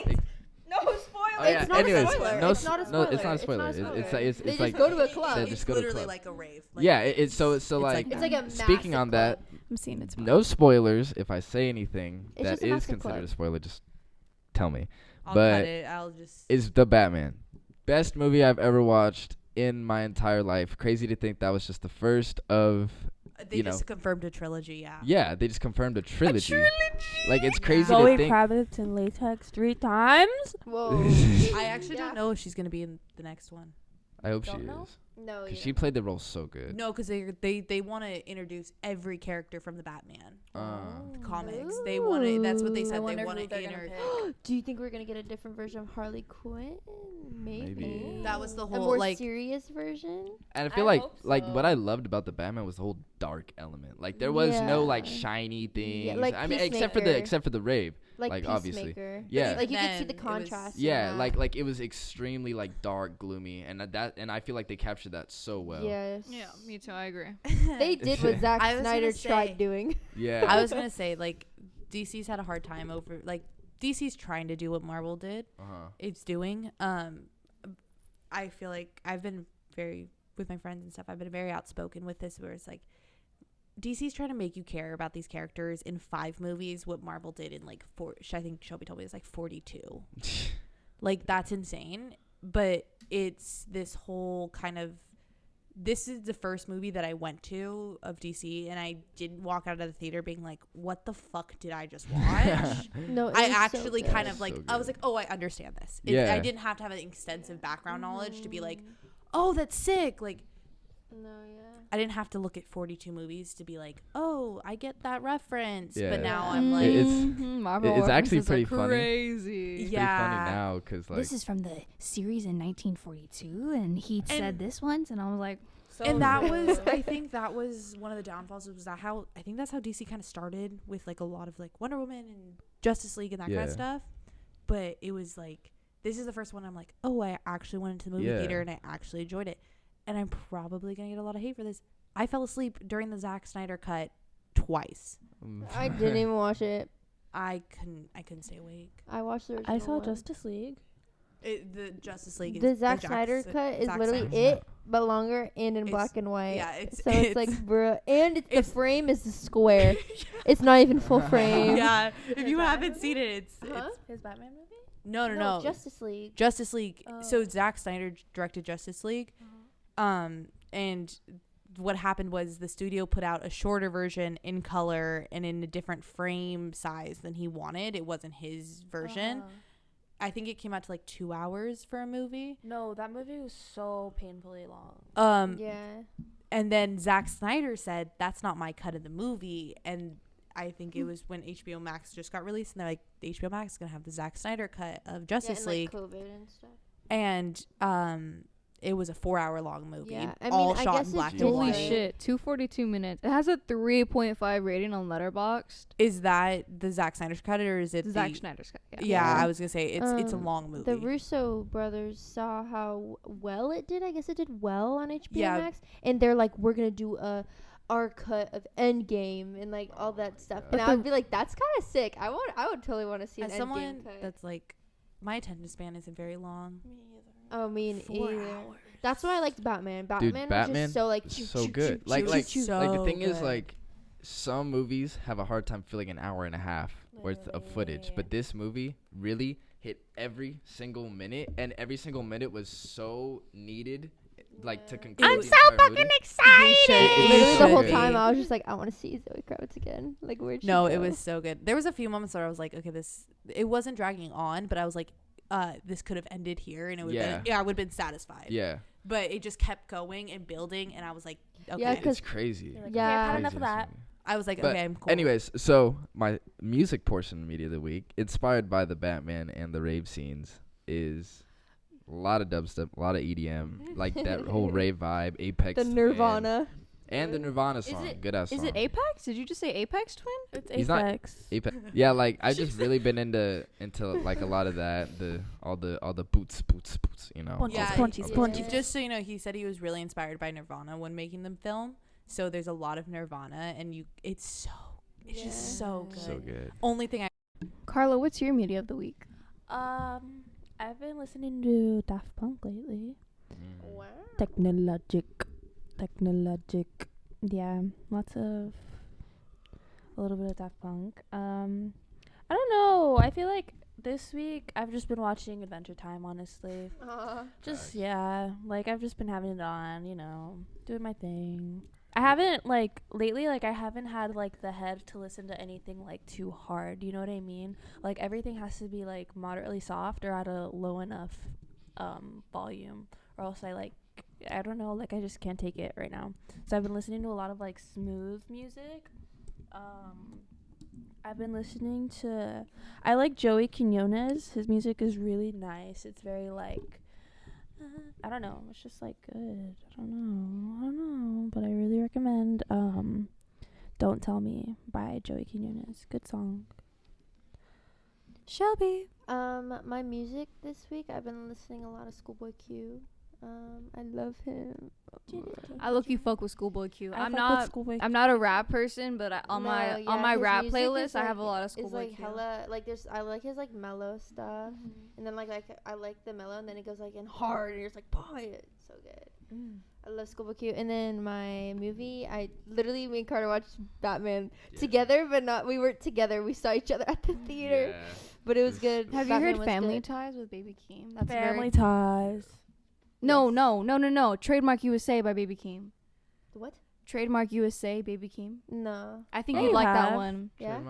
Trademark on that. I think you'd like that one, Wait, I Shelby. think I might. Yeah. Hold up. Copyright. LLC, my God. Then LLC, your it's in bitch. Euphoria right after they stole those White Claws. Yeah. No, right before they right stole the before White they Claws. stole the White yeah. We're gonna end it here, guys. Have a great rest of your day. Good Absolutely. night. If you're Think listening at night. mindfully. Eat your 3 meals. Look into the companies you're wearing. Absolutely. Yeah, drink Clothing some water. brands. Don't forget to subscribe, And follow no, don't. our Instagram. Oh yeah, our Yeah, Instagram. follow our Yeah, follow our Instagram at the Fashion Club. Or else. Plug your own Instagram. Or else your family will perish in a fire.